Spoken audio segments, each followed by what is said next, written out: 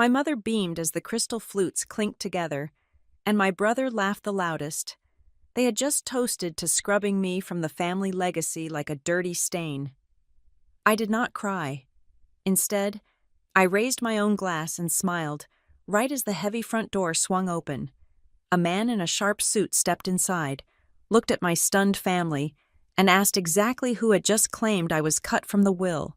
My name is Violet Ruiz, and I was standing in the center of the living room where I had spent the first 18 years of my life trying to be invisible. The house in Cedar Ridge, nestled in the affluent suburbs of Denver, smelled exactly as I remembered it. It was a mixture of lemon oil polish, expensive potpourri, and the distinct, metallic scent of judgment. I had been summoned here for a family dinner, the kind that my mother, Denise, liked to pretend was a heartwarming tradition rather than a mandatory court appearance. However, the roast beef had been cleared away 40 minutes ago, and no dessert had been served. Instead, my brother, Logan Ellison, had cleared his throat, stood at the head of the mahogany table, and produced a thick document bound in a blue folder. The air in the room was thin, sucked dry by the anticipation of the dozen or so relatives scattered around the plush furniture. My aunts, uncles, and a few cousins were all watching me with that unique blend of pity and hunger that people reserve for car accidents. They knew what was coming. I knew what was coming. The only difference was that they thought this was the end of my story, while I was starting to suspect it was merely the beginning of a very long night. Logan adjusted the cuffs of his bespoke suit. He looked every inch the golden child, the prodigy who had taken the family business and supposedly polished it into a diamond. He had our mother's sharp nose and our father's broad shoulders, but the eyes were entirely his own, calculating, shallow, and currently gleaming with a triumph he was trying poorly to disguise as regret. "Violet," Logan said, his voice dropping an octave to feign gravity. "You know we love you, Mom loves you, Dad loves you, even if he is not well enough to be down here tonight, but we have to be realistic about the future of the Ellison estate and the company." I stood perfectly still, my hands clasped loosely in front of me. I was wearing a simple black dress, something I had bought off the rack at a department store 3 years ago. In this room full of silk and cashmere, I looked like the hired help. I felt the gaze of my mother burning into the side of my face. She was sitting on the velvet love seat, sipping her wine, her face a mask of tragic acceptance. She was performing the role of the heartbroken mother who had no choice but to let her son dispense justice. "Dad has made a decision," Logan continued, tapping the blue folder with his index finger. "He has reviewed the contributions made to this family and to the business over the last decade. The numbers are clear. They do not lie, and because of that, Dad has decided to restructure the will and the trust." He paused for effect. He wanted me to ask. He wanted me to beg. I said nothing. "Effective immediately," Logan read, lifting the cover of the folder. "Violet Ruiz is to be removed as a beneficiary of the Ellison Family Trust and the estate of Howard Ellison. This decision is based on a lack of significant contribution to the family assets and a divergence in values." There it was, the verdict. A ripple went through the room. I saw Aunt Marla lean over to whisper something to her husband, her lips pursing in a satisfied smirk. The silence that followed was heavy, but it was not sad. It was the silence of a crowd watching a guillotine blade drop. Logan looked up from the paper, his eyes locking onto mine. "It is for the best. Violet, you have your own life. You have whatever it is you do. We did not want to burden you with responsibilities you are clearly not equipped to handle. The company needs leadership. It needs people who have been there." The irony was so thick I could taste it like bile in the back of my throat. People who had been there. The words almost made me laugh, but I held it in. I kept my face smooth, a blank canvas that gave them nothing. "So," Logan said, clapping his hands together once, breaking the tension. "It is done. Dad signed it this morning. The lawyers have the original.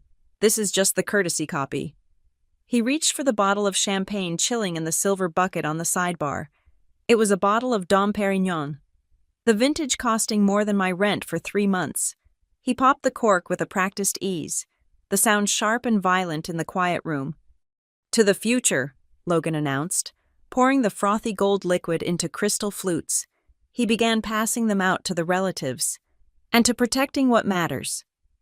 My mother stood up then, accepting a glass. She walked over to me, not to hug me, but to stand near me so she could look benevolent to the audience. "It is hard, I know," she said, her voice loud enough for everyone to hear. "But Logan is right. We have to protect the legacy." A cousin of mine, a man named Derek, who had never worked an honest day in his life but drove a Porsche the company paid for, chuckled from the corner. He raised his glass high. "To the legacy," Derek said, his face flushed with wine. "And honestly, it saves us the trouble of splitting the pie with a loser. More for the winners, right?" A few people gasped, pretending to be shocked. But then the laughter came. It started as a titter and grew into a roar. They were laughing. They were actually laughing. They were drinking champagne to celebrate my disinheritance right in front of my face. They looked at me as if I were a stain they had finally scrubbed out of the carpet. Logan was beaming. He raised his glass toward me, a mock salute. "No hard feelings. Vi, you are free now, free of expectations." I looked at the tray of glasses remaining on the table. There was one left, slowly, deliberately. I walked over and picked it up. The room went quiet again, watching me. They expected a scene. They expected tears, screaming, perhaps the throwing of the glass against the fireplace. They wanted the drama to validate their decision that I was unstable, unworthy, and broken. I held the glass up to the light. The bubbles rose in a perfect, chaotic stream. I turned to Logan. I looked at my mother. I looked at Derek, who was still grinning like a jackal. "To the legacy," I said, my voice steady and clear, cutting through the humidity of the room. "And to the fact that you all believe paper shields you from the truth." I took a sip. The smile faltered on Logan's face. My mother blinked, confused. The insult was abstract enough that they could not immediately process it, but the tone, the absolute lack of fear, unsettled them. I was not playing my part. I was supposed to be the victim. And instead, I was standing there drinking their celebration wine like I owned the place. "What is that supposed to mean?" Logan snapped, his veneer of cool professionalism cracking just a hairline. "It means," I said, lowering the glass, "that I hope this champagne is worth what it is about to cost you." Logan opened his mouth to retort, likely to throw me out, but the sound never came. Ding dong. The doorbell rang. It was not a polite, tentative ring. It was a long, firm press, followed immediately by a sharp, authoritative knock. Everyone froze. It was 9 o'clock at night on a Tuesday. The gates to the community were guarded. No one just showed up at the Ellison house unannounced. "Who is that?" my mother asked, her hand fluttering to her pearl necklace. "Probably a delivery," Logan said, dismissing the tension. "I will get it." "No," I said. I did not move, but something in my voice stopped him. "Let the housekeeper get it. You are the man of the hour.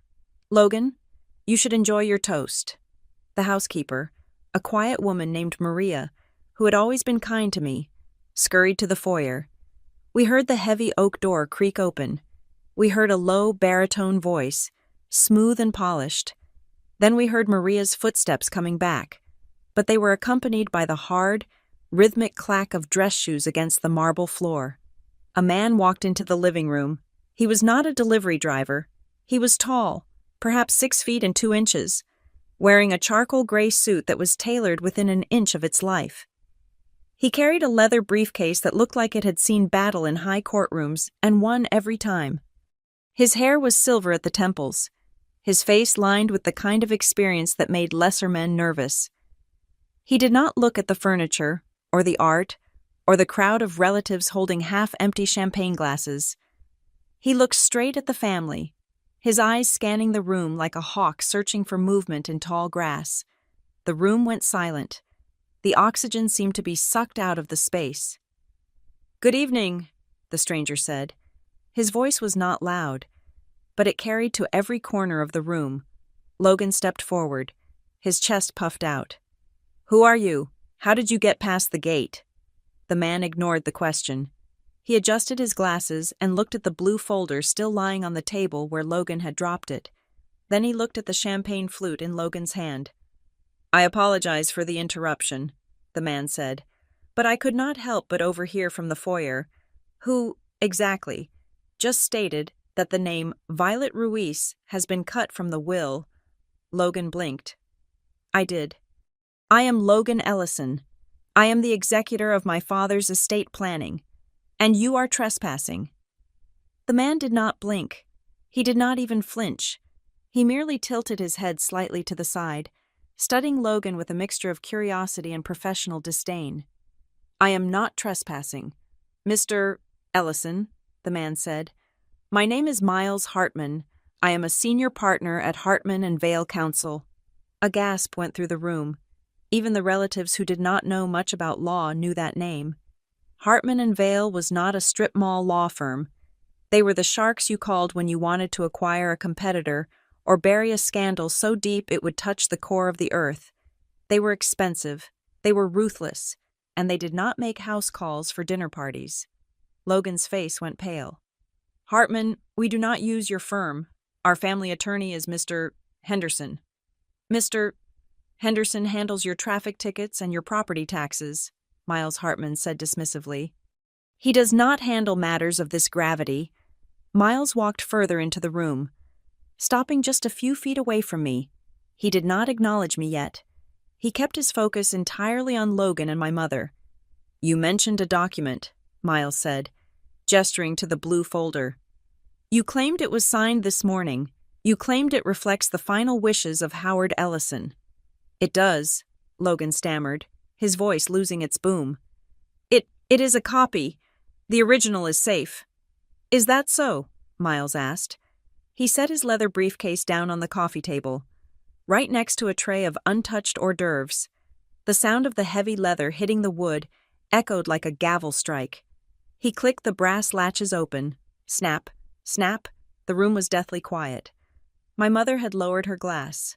Aunt Marla was staring with her mouth slightly open. Derek had stopped smiling. I watched Miles Hartman. I had never seen this man in my life, yet he had walked into the lion's den and commanded total obedience without raising his voice. I felt a strange sensation in my chest, the first spark of hope I had felt in 10 years. Miles pulled out a thick envelope. It was sealed with red wax, an archaic touch that somehow made it look infinitely more terrifying than Logan's blue folder. "Mr. Ellison," Miles said, his voice dropping to a register that was almost a growl. "You seem to be under a severe misapprehension. You are toasting to a document that holds no legal weight." "What are you talking about?" Logan demanded, though he sounded like a child caught stealing candy. "Dad signed it. I saw him." "If your father signed anything today," Miles said, "it was under duress, or confusion, or it was simply a piece of paper you put in front of a sick man, but it was not his will." Miles held up the wax-sealed envelope.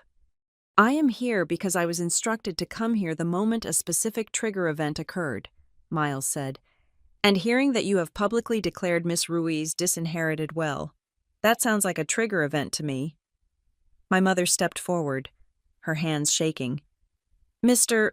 Hartman, please, my husband is upstairs resting. He is very frail. We are just trying to do what is right for the family." "Then you will want to listen very closely, Mrs. Ellison," Miles said, "because I am here to publish a document that takes effect today, right now, not tomorrow, not after probate, today." I looked at Logan. He was sweating now. Beads of perspiration were forming on his upper lip.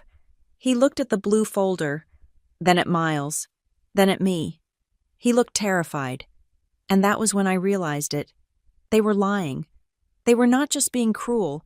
They were not just cutting me out because they hated me or thought I was a failure. They were afraid. This entire dinner, the speech, the theatrical toast, it was a performance designed to cover up something else. They needed to publicly shame me and drive me away because they were hiding a secret so big that the mere mention of a different lawyer made my brother look like he was going to vomit. I took another sip of my champagne. It tasted like victory. Miles Hartman turned to me for the first time. His eyes were dark, intelligent, and unreadable. He did not smile, but there was a flicker of recognition in his gaze, as if he had studied my face in a photograph for a long time. "Miss Ruiz," he said. "Yes," I answered. "I apologize for the theatrics," he said, "but it appears we have some work to do." He reached into his briefcase again and pulled out a single sheet of paper and a heavy fountain pen. He placed them on the table, right on top of Logan's blue folder. "Logan," Miles said, not looking back at my brother, "put the glass down. No one in this room is to consume another drop of alcohol or leave this premises until I have finished." "You cannot order us around in our own house," Derek shouted from the back, finding his courage in the bottom of a bottle. Miles turned his head slowly. "If you want to keep the car you are driving, young man, I suggest you sit down and shut up." Derek sat down. Miles turned back to me. He tapped the paper on the table. "Violet," he said, using my first name now, stripping away the formalities, "before anyone takes another sip, and before I read the contents of this envelope, I need you to sign this. It is a formal acknowledgement that you have received notification of your status." I looked at the paper. It was dense with legal jargon, but my name was printed at the top in bold letters. "What status?" I asked. Miles looked at my family, who were frozen in a tableau of panic. Then he looked back at me. "The status of being the only person in this room who is actually telling the truth," Miles said. "Sign here, please." I reached for the pen. The room spun slightly, not from alcohol, but from the sudden, violent shift in gravity. The game had changed, and as the ink flowed from the pen onto the paper, I knew that the family dinner was over. The war had just begun. The ink from the fountain pen was still wet on the page, glistening under the chandelier light. As I looked at my own signature, the jagged loop of the V and the sharp cross of the T, the present moment seemed to dissolve. The scent of expensive perfume and roast beef faded, replaced by the phantom smells of my 20s yeast, machine grease, and stale diner coffee. To understand why I stood in that living room with a glass of champagne in one hand and a declaration of war in the other, you have to go back. You have to go back more than 10 years, to a time when I was not the family failure, but the only thing standing between the Ellison name and bankruptcy court. I was 22 years old. I was a junior at the university, studying supply chain management. I had a life. I had a 3.8 grade point average. I had an internship lined up in Chicago that was going to be my ticket out of Cedar Ridge. I remember the day that life ended. It was a Tuesday in October. I was in the library, highlighting a textbook on logistics, when my phone buzzed. It was my mother. She was screaming.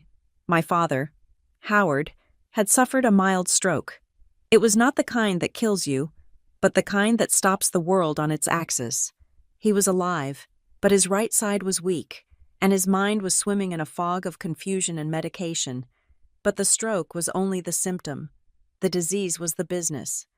Ellison Components was a small manufacturing plant that made specialized brackets for HVAC systems.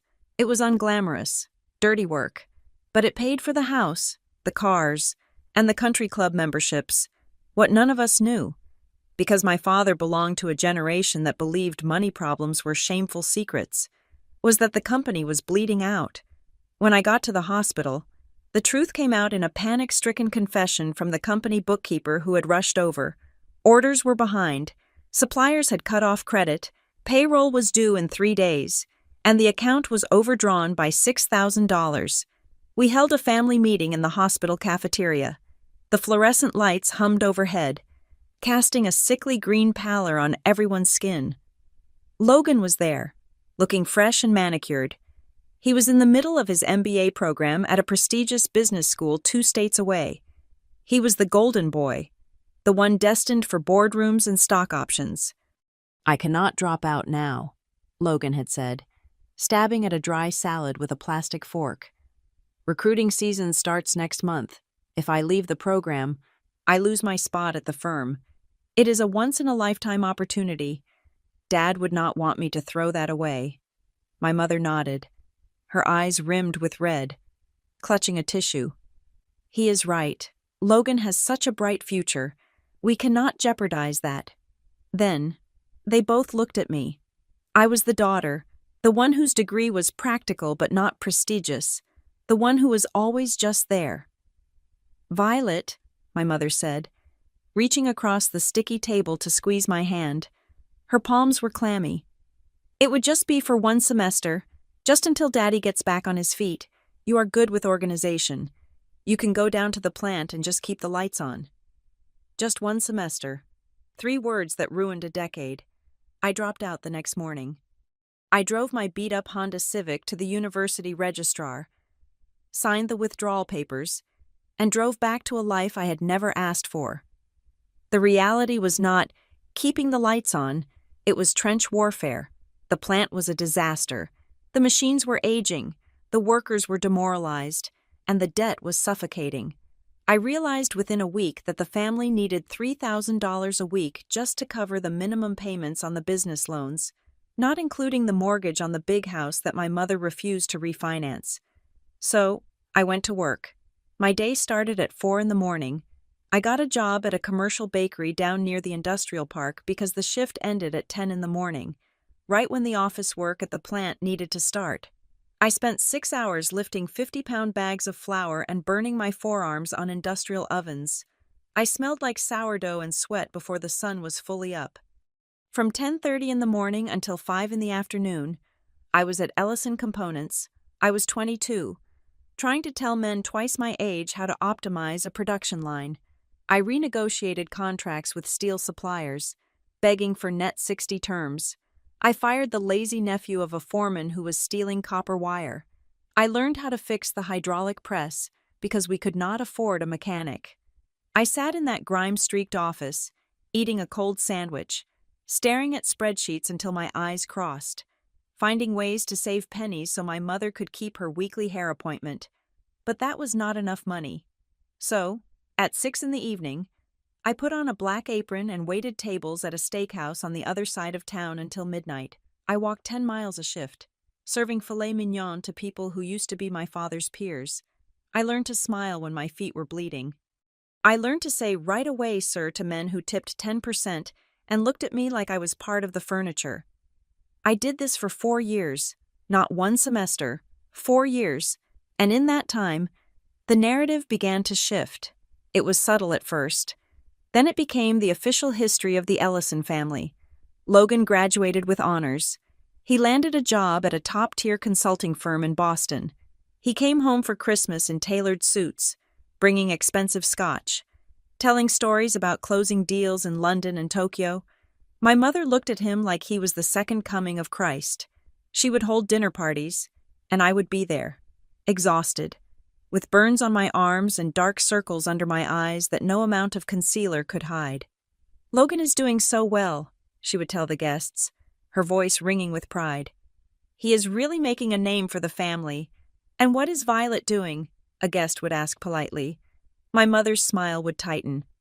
She would lower her voice, adopting a tone of maternal martyrdom.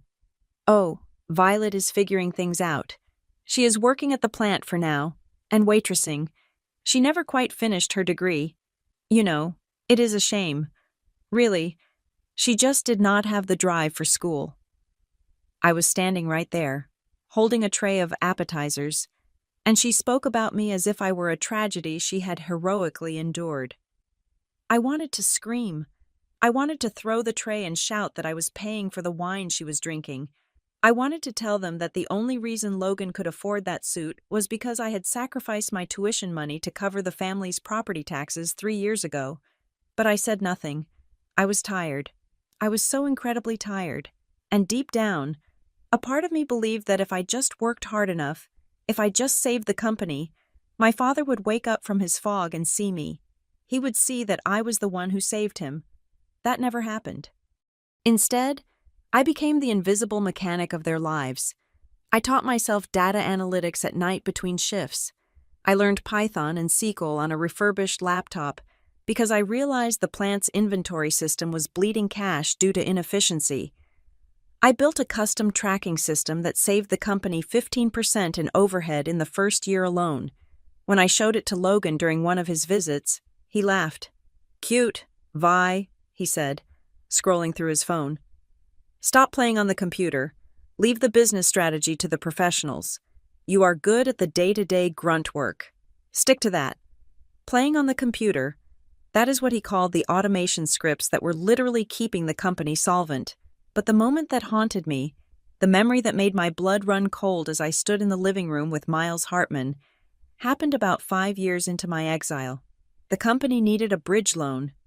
A big machine had failed the main stamping press, and we needed $80,000 to replace it, or we would miss a contract with a major air conditioning manufacturer. My credit was shot from taking out personal loans to pay vendors. My father was technically the owner, but he was physically weak and mentally checked out, spending his days watching golf on television. Logan flew in for the weekend. He said he had a solution. He had a friend at a private equity firm who could structure a loan, but the paperwork was complex. "We need to streamline the decision-making process, V," Logan had said. We were in the kitchen. It was late. "The bank does not like dealing with Dad's medical condition.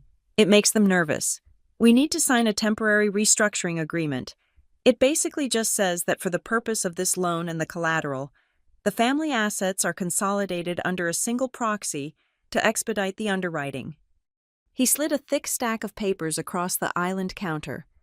"I do not understand," I had said, rubbing my temples. "Does this change ownership?" No, Logan said, his voice soothing, like he was talking to a child. "It is just administrative. It allows me to use my credit rating and my standing to guarantee the loan for the factory. But you have to sign off as a potential beneficiary or whatever. It is legal mumbo-jumbo. Just sign it so we can get the press ordered by Monday." I hesitated. The text was dense. Words like irrevocable and assignment of interest jumped out at me. "Vi, come on," Logan said, checking his watch. "I have a flight in 3 hours. Do you want the factory to close? Do you want Mom to lose the house? Because that is what happens if we do not get this money." The guilt, the weaponized guilt, it hit me in the chest like a hammer. I picked up the pen. I looked at him. "This is just for the loan." 100%, he promised. "Just for the loan." I signed it. I saved the factory again. The loan went through. The press was bought. The business stabilized. And now, standing in this living room, looking at the blue folder on the table, looking at the smug satisfaction that had been on their faces before Miles walked in, the pieces clicked together with the deafening sound of a cell door slamming shut. That document was not temporary. It was not just for a loan. That was the day I had signed my life away. They had taken my sacrifice, my sweat, the years I spent smelling like yeast and grease, and they had used my own desperation to save them as the tool to rob me. They had been planning this for years. While I was scrubbing floors and balancing books, they were building a legal cage. I looked down at the champagne glass in my hand. The bubbles were still rising, oblivious to the tension in the room. They did not just want to cut me out. That would have been simple cruelty. No, this was far more calculated. They needed to legitimize the theft. They needed to make sure that when the company I saved, the company that was now profitable because of my code and my sweat was finally sold or cashed out, I would have no legal claim to a single penny of the value I created. They were not toasting to my departure. They were toasting to the successful completion of a long con.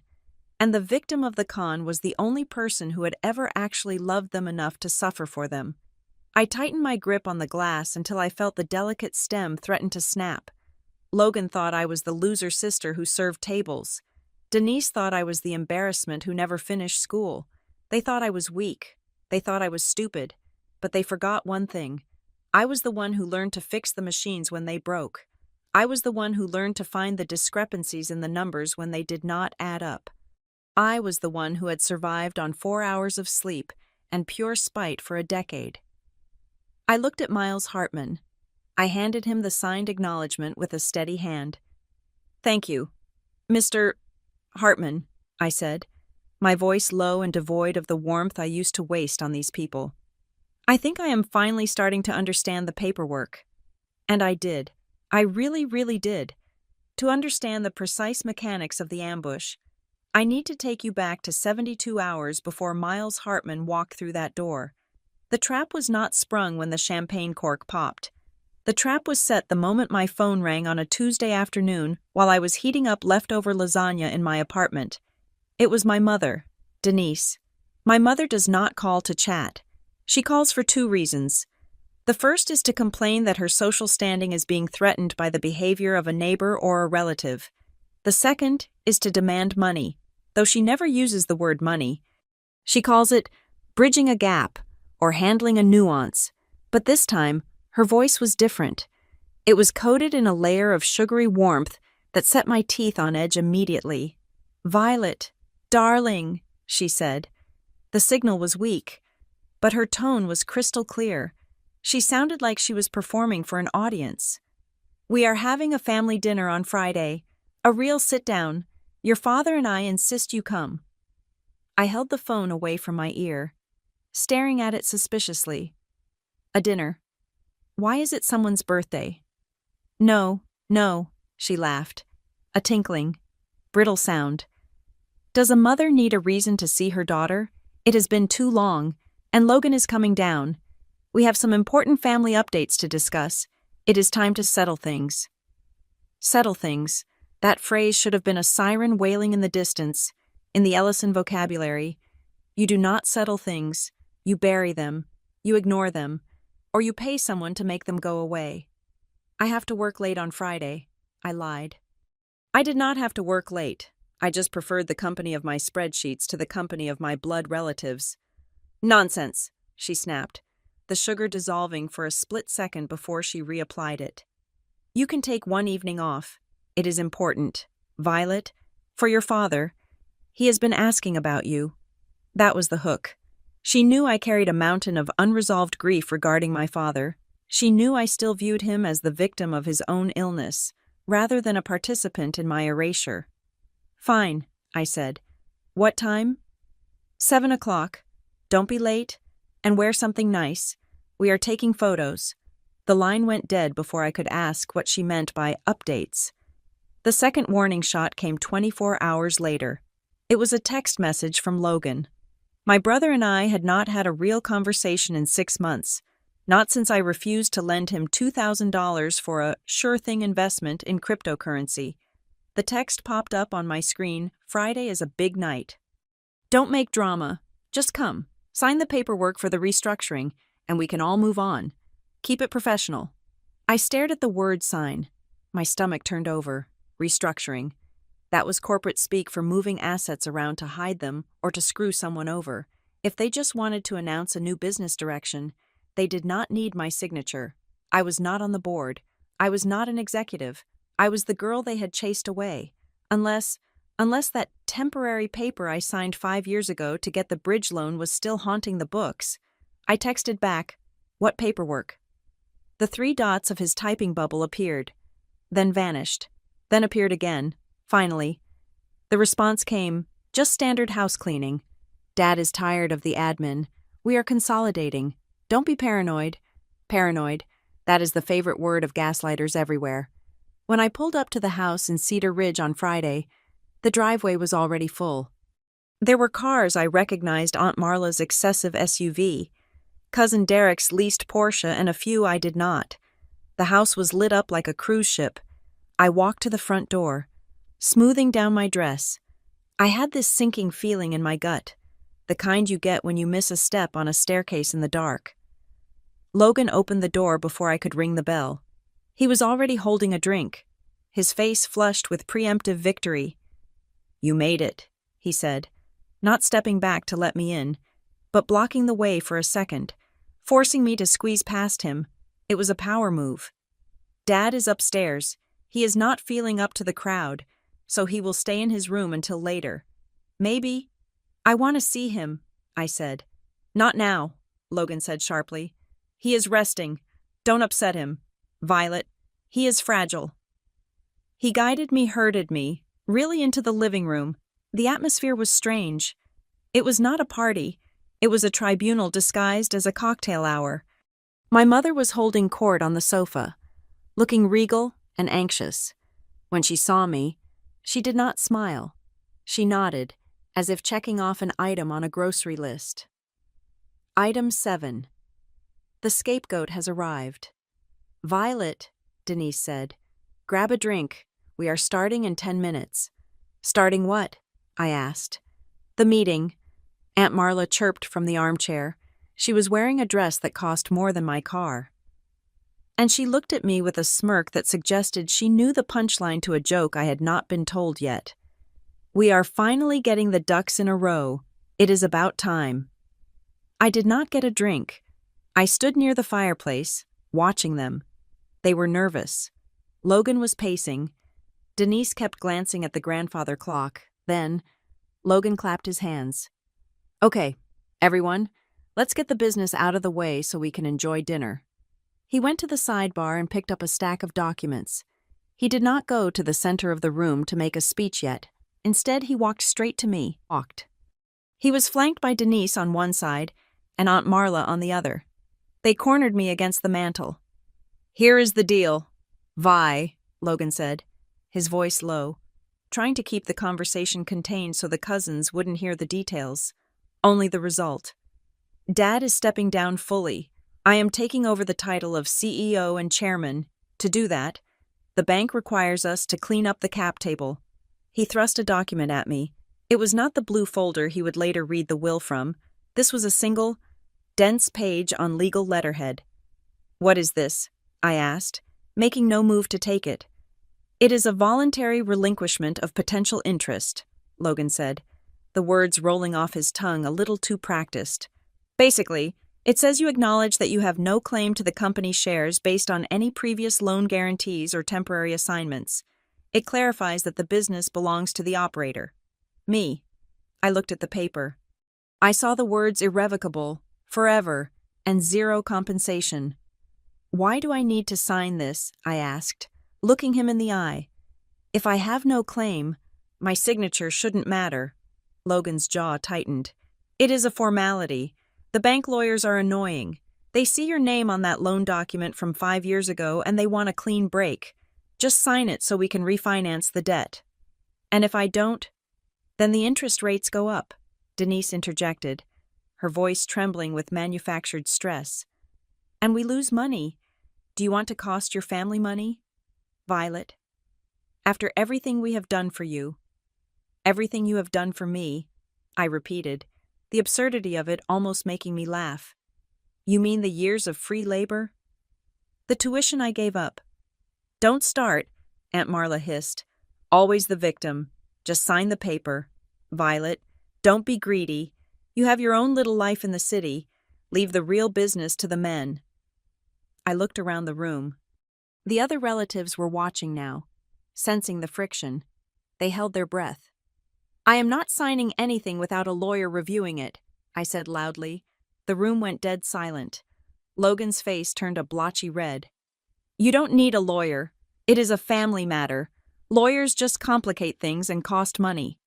If it is just a formality, a lawyer will approve it in 5 minutes, I countered. Send me a digital copy. I will have someone look at it on Monday. No, Logan said, stepping into my personal space. It needs to be signed tonight. The filing deadline is Monday morning. If you walk out of here without signing, you are actively sabotaging this family. Then I guess I am sabotaging the family, I said, because I am not signing away rights I didn't know I had until 5 minutes ago. That was the moment the mask fell. Logan threw the paper down on the side table. He did not look like a CEO. He looked like a thug in a suit. You think you are so smart, he spat. You think you have some leverage? You have nothing. You are nothing. He turned to the room, his voice booming now, deciding to change tactics instantly. If he could not get me to sign quietly, he would destroy me publicly. He would make me so small, so hated, that my claim would look like the desperate grasping of an estranged lunatic. She refuses, Logan announced to the room, gesturing at me like I was a criminal. We invite her into our home. We offer her a chance to exit with dignity, and she refuses to help us secure the financing we need to survive. Shameful, a cousin muttered.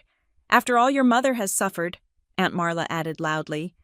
Denise stepped forward, tears welling up in her eyes on command. Violet, please, you are embarrassing me. You are embarrassing your father. Why must you always be so difficult? Why can't you just support your brother? Support him? I asked, my voice shaking with suppressed rage. I supported him for 4 years while he was partying in Boston. I paid the bills that kept this roof over your head. Lies, Logan shouted, drowning me out. She is delusional. She answered phones for a few semesters and thinks she ran the company. He marched back to the sidebar and grabbed the blue folder, the prop he had been saving for the grand finale. Fine, Logan sneered. If you want to play hardball, let's play. If you won't sign the waiver, we will just make it irrelevant. Dad anticipated this. He knew you would be ungrateful. That was when the shift happened. They realized I would not walk into the trap willingly, so they decided to spring the backup trap. The public execution. Logan held up the blue folder. Since Violet has decided to be an obstructionist, I have no choice but to read the amendment to Father's will, which clarifies her standing in this family once and for all. I stood there, freezing cold despite the heat of the fireplace. I looked at the voluntary relinquishment paper lying on the table, and then at the blue folder in Logan's hand, and I realized something. Logan was not smart enough to come up with this two-pronged attack. He was a consultant, not a chess player. The sign this or we humiliate you strategy was too structured, too legally specific. The wording on the relinquishment document was too precise. Someone had coached him.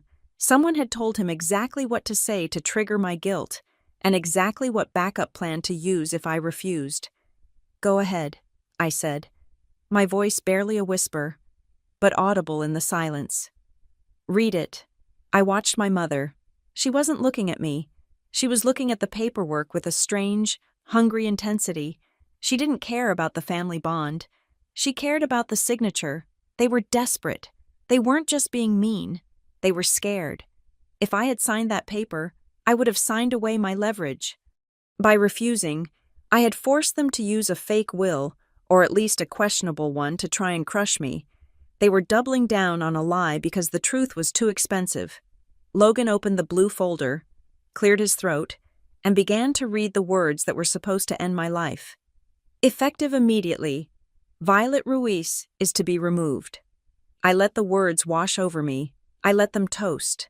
I let them drink their expensive champagne, because as I stood there, watching them celebrate my demise, I knew one thing they didn't. If they had to try this hard to get rid of me, I must be worth a fortune. And the man I would meet in 5 minutes, Miles Hartman, was about to confirm exactly how right I was. The person pulling Logan's strings had made a fatal error they assumed I would break. They assumed I was still the 22-year-old girl desperate for their approval. They didn't know I had spent the last 10 years learning to read the fine print. And I was not leaving this house until I saw the original, the day I finally left Cedar Ridge. 3 years before the dinner with the champagne and the lawyer, I did not leave in a blaze of glory. There were no screamed insults or thrown vases.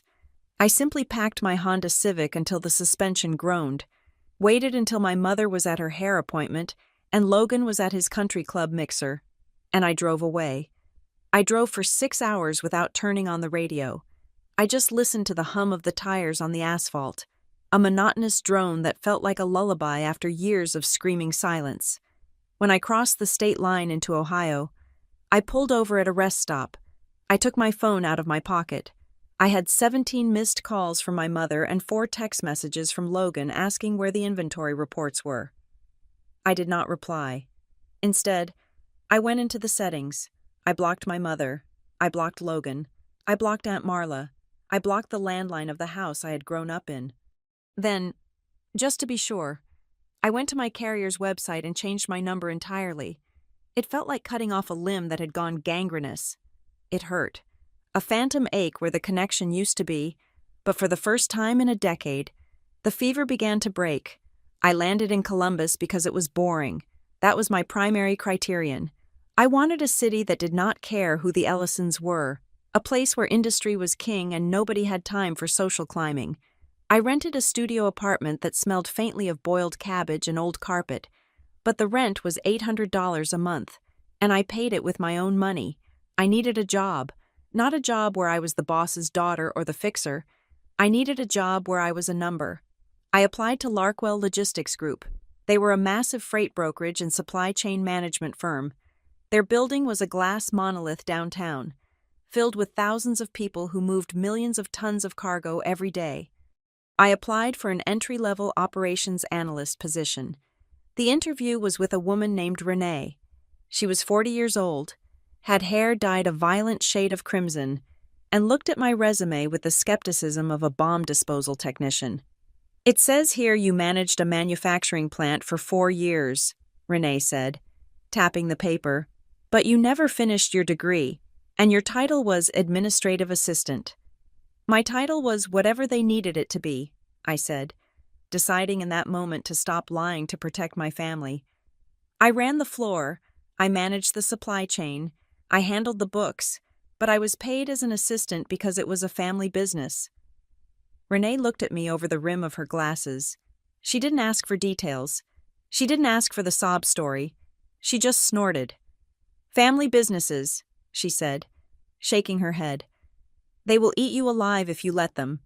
Can you use Excel without crying?" "I dream in pivot tables," I said. "You are hired. Start Monday." "Don't be late. I hate late." Larkwell was my rehabilitation. For the first 6 months, I didn't speak to anyone unless I had to. I put my headphones in, turned on white noise, and drowned myself in the data. It was beautiful. Numbers didn't lie.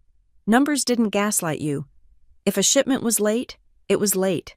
If the fuel surcharge was off by 2%, it was a math error, not a personal failing.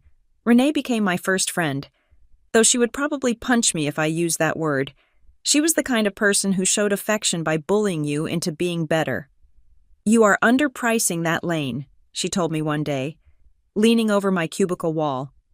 "The carrier is going to reject it. Look at the seasonal trends." "The algorithm says it is market rate," I argued. "The algorithm doesn't know there is a snowstorm in Buffalo," she shot back. "Use your head.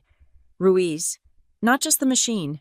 She taught me that I was allowed to have an opinion. She taught me that being right was more important than being polite. Then there was Marcus. Marcus was the director of operations. He was a man in his 60s who had started driving trucks when he was 18 and worked his way up to the C-suite. He was gruff, impatient, and brilliant. He was the mentor I should have had in my father. One afternoon, about 8 months into the job, Marcus stopped by my desk. He dropped a thick file on my keyboard.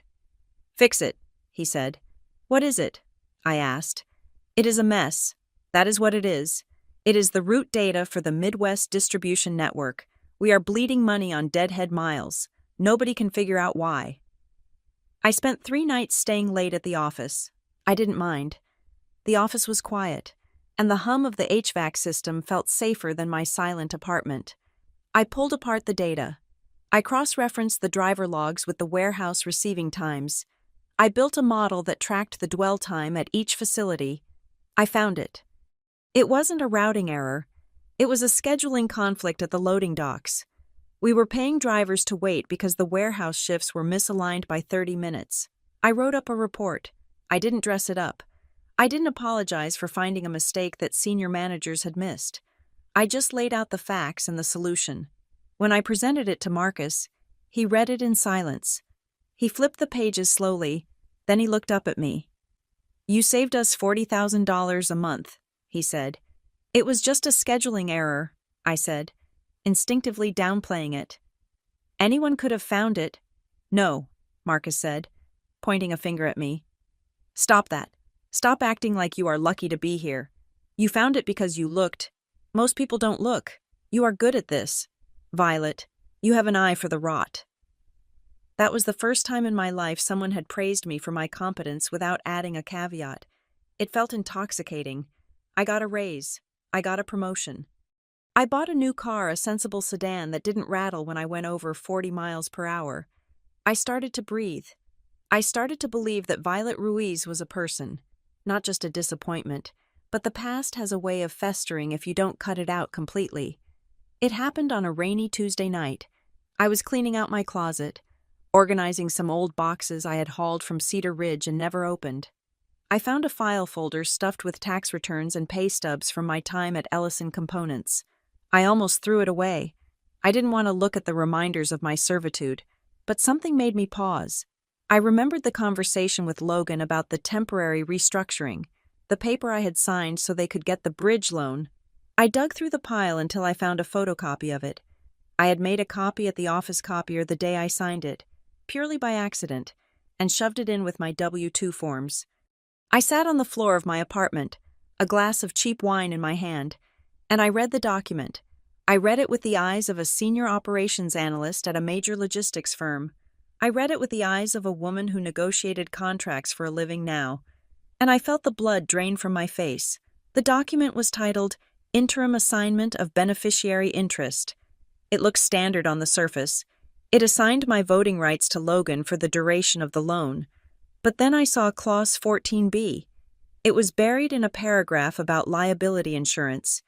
In the event that the assigner does not resume full-time educational enrollment within 24 months of the execution of this agreement, the temporary assignment of interest shall convert to a permanent relinquishment of all equity claims in the Ellison Family Trust, in exchange for the release of personal liability regarding the aforementioned debt. I read it 3 times. Resume full-time educational enrollment. They knew. When I signed this, I was working 3 jobs. I was sleeping 4 hours a night. We were in the middle of a production crisis. There was absolutely no way I could have gone back to school full-time within 2 years. It was physically and financially impossible. They didn't just ask me to pause my life. They set a clock on it. They created a condition they knew I would fail. And they buried the penalty in the fine print. The loan wasn't just about saving the factory. It was a mechanism to legally steal my inheritance. Logan knew it. My mother knew it. They had bet on my loyalty.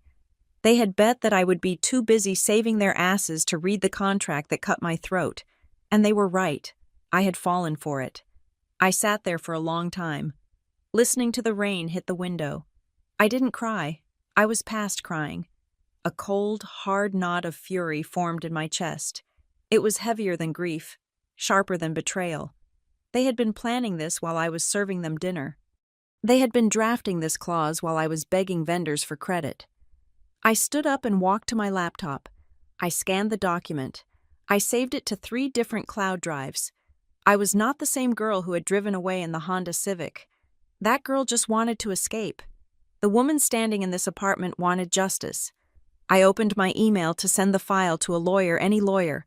I needed to know if this was enforceable. I needed to know if I had really signed away my birthright for a loan that was paid off years ago. But before I could type a search query for contract attorneys in Columbus, a notification popped up in the corner of my screen. It was an email.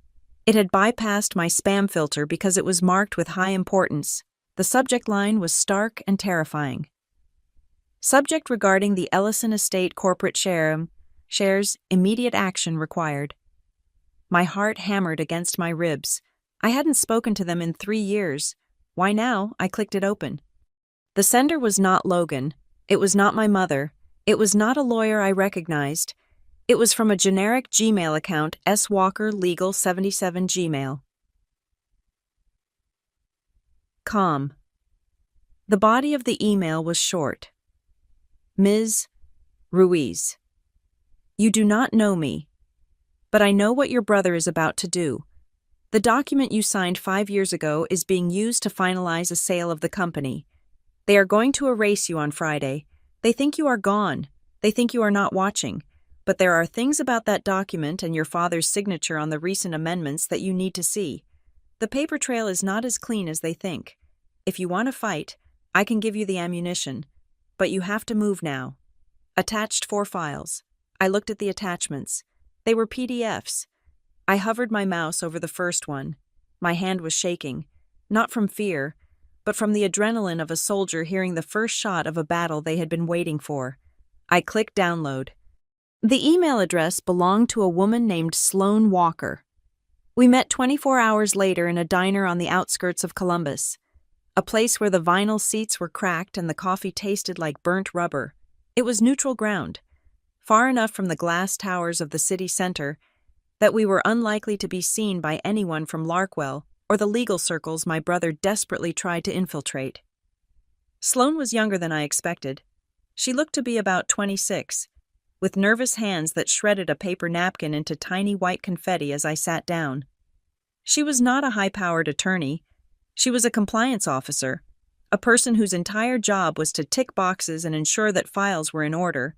But what she had found in the Ellison file had clearly terrified her enough to reach out to a stranger. "I could lose my license for this," she said, before I had even taken my coat off. "I could get sued. If your brother finds out I pulled these logs, he will destroy me." "He won't find out," I said. Sliding into the booth, I placed my phone on the table, face down. "I am not here to expose you. Sloan, I am here because you said they are erasing me." Sloan took a deep breath and pushed a manila envelope across the table. It was thick. "I used to work as a junior paralegal for the firm that handles the back-end compliance for Ellison Components," she said, her voice dropping to a whisper. "I still have access to the digital archives. Last week, I got a flag on the system. It was a metadata mismatch." "Speak English," I said, opening the envelope. "Your brother, Logan, filed a set of corporate minutes last month," she explained. "They claim that a shareholder meeting took place on the 14th of January. The minutes state that all shareholders were notified, and that you, Violet Ruiz, failed to appear or vote by proxy." I froze. I never got a notice. And on January 14th, I was in a budget meeting at Larkwell from 8 in the morning until 6 in the evening. "Exactly," Sloan said. "But that is not the illegal part. Lying about a meeting is bad, but it is hard to prove without a subpoena. The illegal part is the signature." She reached over and flipped to the third page of the document in front of me. It was a waiver, supposedly signed by my father, authorizing the restructuring of the company shares based on my abandonment of the family interest. "Look at the tail of the H in Howard," Sloan said, pointing with a trembling finger. "And look at the ink density." I looked. It looked like my father's signature. "Now look at this," she said, pulling out a second sheet. "This is a lease agreement your father signed 4 years ago. I overlaid them in Photoshop." She held the two papers up to the diner window light. They were identical, perfectly identical. "No one signs their name the exact same way twice," Sloan said. "Microtremors, pen pressure, angle, it always changes slightly. These two are a 100% pixel match. This isn't a signature. Violet, it is a copy-paste job. Logan or someone working for him scanned an old signature and digitally applied it to the new waiver." I felt a cold chill run down my spine. This wasn't just a loophole or a clever contract clause like the one I had found in my closet. This was forgery. This was a felony. "Why?" I asked. "Why fake it? Dad would do whatever Logan tells him to do." Sloan's expression turned grim. "That is the other thing. I checked the dates. The day this waiver was supposedly created and signed, your father was admitted to Cedar Ridge General Hospital for dehydration and confusion. I found a billing record for an ambulance transport at 10 in the morning on that same day." I stared at the papers. My father was being rushed to the hospital while his digital ghost was signing away my inheritance. They couldn't get him to sign it, I realized aloud. Either he was too sick or he refused, so they did it for him. "And there is more," Sloan said. "The valuation. They are preparing to sell the company. Violet, I saw emails between Logan and a private equity group in Chicago. They are valuing Ellison Components at $12 million. If they cut you out using the abandonment clause and this forged waiver, your 30% stake, which should be worth over $3 million, goes to zero. It all goes to Logan and your mother. $3 million. They weren't just stealing my pride. They were stealing a life-changing fortune that I had helped build with my own sweat and blood." I looked at Sloan. Why are you telling me this? You don't know me. Because my dad got screwed by his brother in a business deal 10 years ago, she said, her eyes hard. I watched him drink himself to death over it. I saw Logan's name on the emails, laughing about how easy it was to handle the loose end. You are the loose end. Violet, I couldn't watch it happen again. I took the envelope. Thank you. Don't thank me, she said, standing up to leave. Just burn them down. I didn't go home. I went straight to the offices of Colbridge Legal. I had done my research on the drive over. Colbridge was not the biggest firm in Columbus, but they were the nastiest. They specialized in forensic accounting and complex estate litigation. They were the people you hired when you wanted to perform an autopsy on a business while the patient was still screaming. I had an appointment with Avery Cole. Avery was a woman in her late 40s with hair cut so sharp it looked like it could slice paper. She wore a suit that cost more than my first car. Her office was a study in minimalism glass, steel, and a view of the city that made you feel like a god looking down on ants. She did not offer me coffee. She sat behind her desk, crossed her hands, and listened for 20 minutes without interrupting once. I told her everything: the dropout, the factory, the loans, the clause, the text messages, and finally, the envelope Sloan had given me. When I finished, she picked up the document with the overlaid signatures. She studied it for a long time. This is aggressive, Avery said finally. Her voice was cool, detached, clinical. Stupid, but aggressive. Is it enough to stop them? I asked. Stop them. Avery looked at me with raised eyebrows. Violet, if this is authentic, we can do a lot more than stop them. We can bury them. But we have to be very, very careful. She stood up and walked to a whiteboard. She picked up a black marker. Here is the problem, she said, drawing a circle. If we file a lawsuit today claiming forgery, Logan will claim it was a clerical error. He will say he had verbal authorization from your father and simply digitized the process for expediency. He will destroy the original metadata. He will claim the hospital visit was minor and your father was lucid. He was confused, I argued. The ambulance record says confusion. Medical records are open to interpretation unless we have a doctor's testimony, Avery countered. And your family has had years to build a narrative that you are the estranged, money-hungry daughter. If we attack now, we are attacking a fortress with a slingshot. She drew a second circle. We need them to commit, she said. We need them to rely on this forged document in a formal, legal setting where the penalty for lying is immediate and severe. We need them to feel safe. They want me to come to dinner on Friday, I said. They want me to sign a voluntary relinquishment. They said if I don't sign it, they will read the new will. Avery stopped writing. She turned to me, a shark-like smile spreading across her face. Perfect, she said. Perfect. If they present the will based on these forged documents, Avery explained, and if they try to enforce it while you are in the room, they are committing fraud in real time. But we need to make sure we have the trap set before you walk through that door. She sat back down and opened her laptop.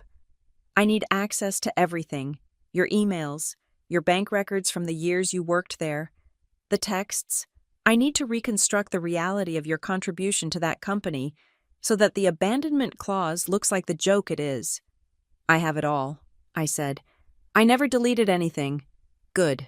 Now, about this witness, Sloan. She is terrified, I said. She won't testify.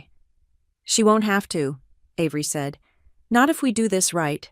We will use the documents she provided to guide our own discovery. We will know where to look. We will subpoena the specific server logs she identified. We will make it look like we found it ourselves. Avery typed furiously for a moment, then looked up at me. Her eyes were intense. Violet, I need you to understand something. This is not going to be a polite legal dispute. We are accusing your brother of a felony. We are accusing your mother of complicity. If we pull this thread, the whole sweater unravels.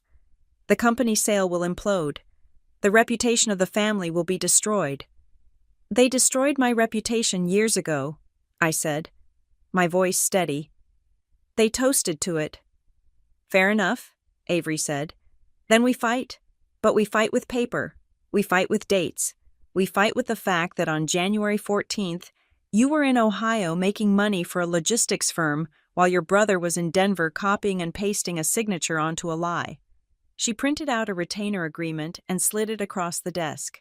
I signed it without looking at the fee. I had savings. I had a 401k. I would spend every dime I had to make sure Logan didn't win. Avery took the paper back. She looked at the signature, my signature, then looked at the forged one of my father. There is one variable we haven't discussed, Avery said, her tone shifting. It became darker, heavier. What is that? Your father, she said. What about him? Avery leaned forward, resting her elbows on the desk. The city lights reflected in her eyes, making them look cold and hard. We have a timeline here that suggests he has been signing complex legal documents while being treated for cognitive decline. We have a son who is acting as his proxy. We have a wife who is obsessed with appearances. She tapped the medical record Sloan had provided, the one showing the ambulance ride. Violet, Avery asked softly, when was the last time you actually spoke to Howard? Not a text from his phone that Logan could have sent, not a secondhand update from your mother. When was the last time you heard his voice and had a conversation that made sense? I opened my mouth to answer, but the words got stuck. I thought back. Christmas, no. He was napping. Thanksgiving, he had a migraine. My birthday. A text message. 3 years, I whispered, before I left. And in those 3 years, Avery said, he has rewritten his will, restructured his company, and authorized the sale of the family legacy. She let the silence hang in the room. It was a heavy, suffocating silence. We are proceeding on the assumption of fraud, Avery said. But you need to prepare yourself for a much darker possibility, which is that the man you are going home to see isn't really there anymore, Avery said. Do you think your father is even aware he is cutting you out? Or is he just a body that they prop up to hold a pen? I felt tears prick the corners of my eyes, but I blinked them back. This wasn't the time for grief. I don't know, I said. We are going to find out, Avery said. I am going to draft a demand letter, but I am not going to send it yet. You are going to go to that dinner. You are going to let them threaten you. You are going to refuse to sign. And when they bring out the big guns, we are going to drop the bomb. She handed me a business card. Keep your phone recording in your pocket, she instructed. Get them to say it out loud. Get them to say that Howard decided this. Get them to say the date. Once they lie on tape, we own them. I took the card. I stood up. My legs felt stronger than they had in years. I will get it, I promised. One more thing, Avery said as I reached the door. I turned back. If your father is as checked out as these records suggest, she said, then he legally cannot change his will at all, which means the only valid will is the one from 10 years ago. Do you know what was in that one? Yes, I said. Before the stroke, before the dropout, it was an even split. 50-50, Avery smiled. It was a terrifying smile. Then let's go get your half. My phone had become a digital war zone, since I had blocked their primary numbers. My family had resorted to a tactic that felt less like communication and more like guerrilla warfare.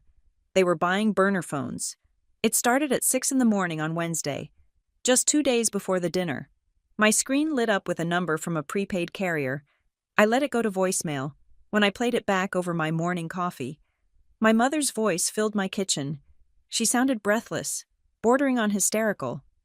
Violet, I know you are getting these. Please, darling, we are not trying to hurt you. We are trying to protect the family name. If you do not sign, the bank audits the accounts. Do you want strangers digging through your father's legacy? Do you want to be the reason we lose the house?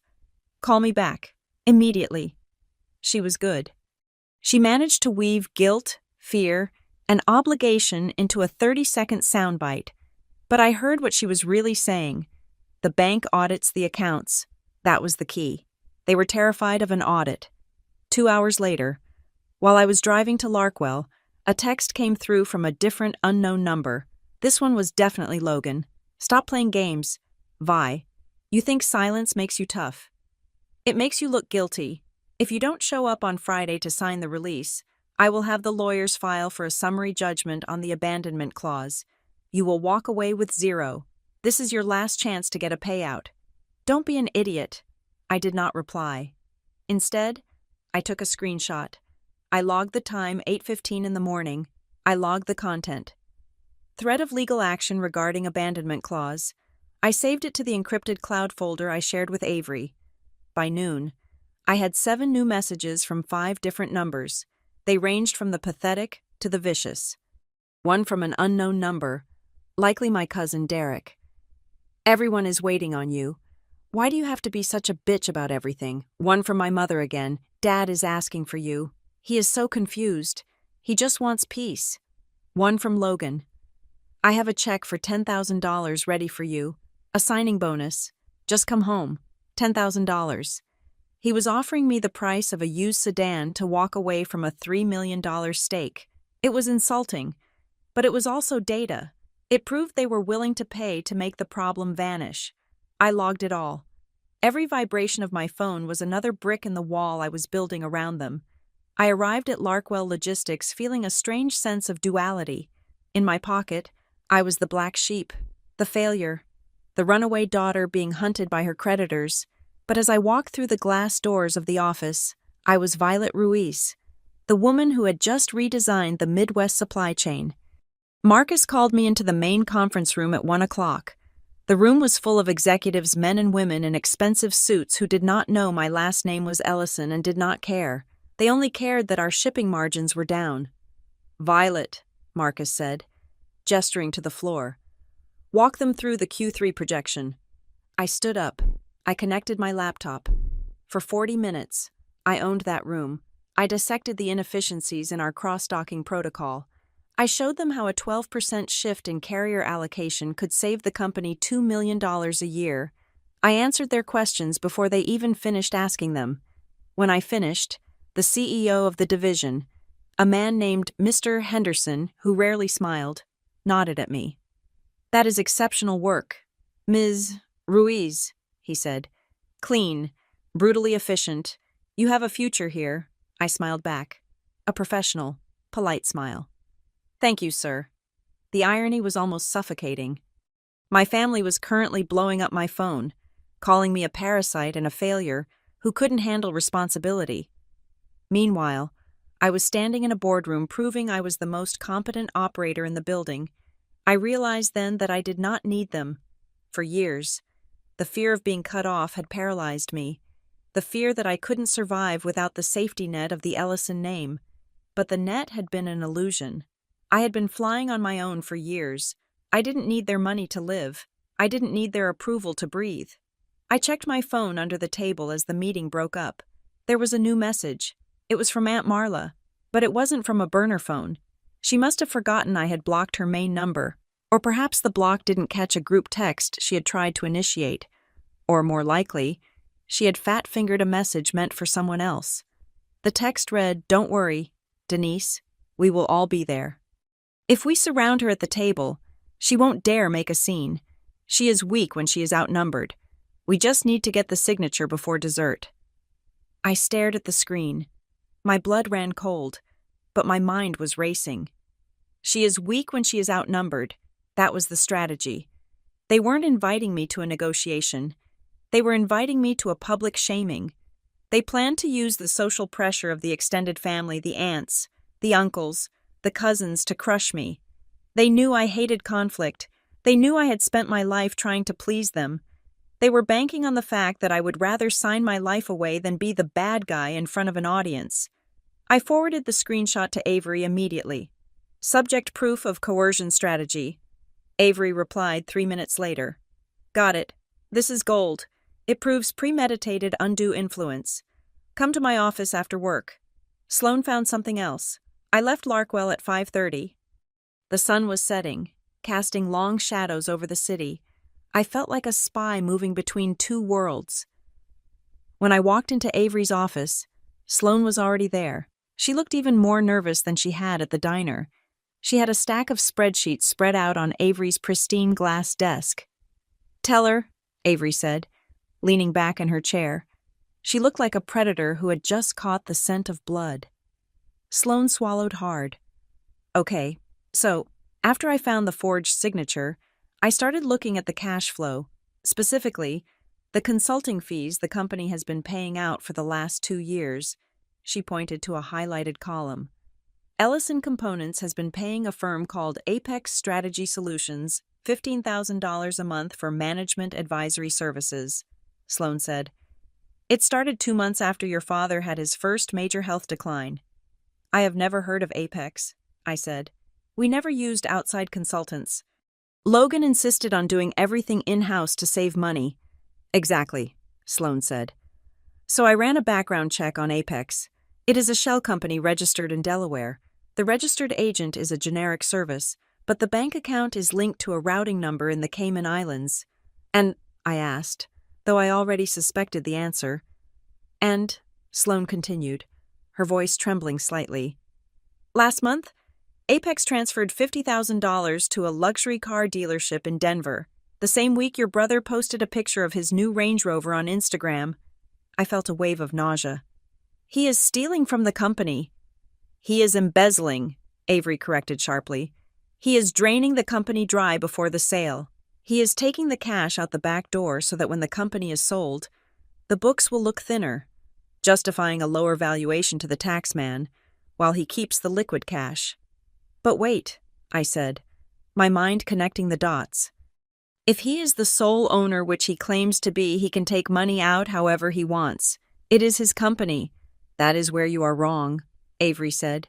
She spun her laptop around to face me. "We found the trust." "The what?" "The Ellison Family Trust," Avery said. "Your father set it up 20 years ago, long before the stroke, long before you dropped out. It holds the majority of the assets, including the real estate the factory sits on." She clicked open a PDF. It was an old, yellowed document. "This trust has very specific language," Avery explained. "It designates Howard as the primary trustee, but it names his children plural as the beneficiaries. And here is the kicker, Clause 7C," she read aloud. "Any beneficiary found to be acting against the financial interest of the trust, including but not limited to the misappropriation of funds or assets, shall be immediately removed as a beneficiary and forfeit all claims." I sat back, stunned. "They didn't just cut me out because they don't like me," I whispered. "They need me out because if I am still a beneficiary, I have the standing to sue Logan for the embezzlement. If I am a beneficiary, I can demand an audit of the trust, and if I demand an audit, Logan goes to jail." "Bingo," Avery said. "That is why they are desperate for you to sign the voluntary relinquishment. That document isn't just about the sale. It is a retroactive permission slip. It legally severs your tie to the trust effective 5 years ago. If you sign it, you are saying you were never really part of the trust during the time he was stealing. You lose your standing to sue. You absolve him of the crime." The pieces fell into place. The burner phones, the threats, the bribe, the family dinner, ambush. They weren't just greedy, they were covering up a crime scene. "So what do we do?" I asked. "Do we send this to the police? Do we file an injunction?" Avery shook her head slowly. "If we file now, they will shred everything," she said. "Logan will claim Apex was a legitimate vendor. He will claim the car was a company vehicle. He will manufacture invoices. We have smoke, Violet. We need fire. How do we get fire?" "We let them light the match," Avery said. She stood up and walked over to the window, looking out at the city lights. "They think they are trapping you," Avery said. "They think you are walking into a room to be bullied into submission. They think you are the same scared little girl who dropped out of college to save them." She turned back to me. "You need to go to that dinner. Violet, you need to let them make their speeches. You need to let them put the paper in front of you. You need to let Logan read his fake will. You need to let them believe, right up until the last second, that they have won. Why? I asked. Because fraud is most provable when it is executed, Avery said. When Logan presents that forged will to you in front of witnesses and claims it is real, he commits a crime. When he asks you to sign the waiver to facilitate a sale based on falsified minutes, he commits a crime. She leaned over the desk, her eyes locking onto mine. If you want to hurt them, you sue them, Avery said. But if you want to end them, if you want to make sure they can never hurt you or anyone else again, you have to let them pull the trigger, and you have to be standing there when they do. I can do that, I said. My voice was calm, strangely calm. And one more thing, Avery added.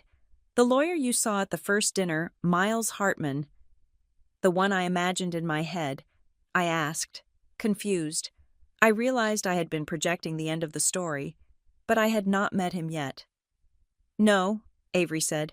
Miles Hartman is real. He is a senior partner at a firm that makes mine look like a lemonade stand.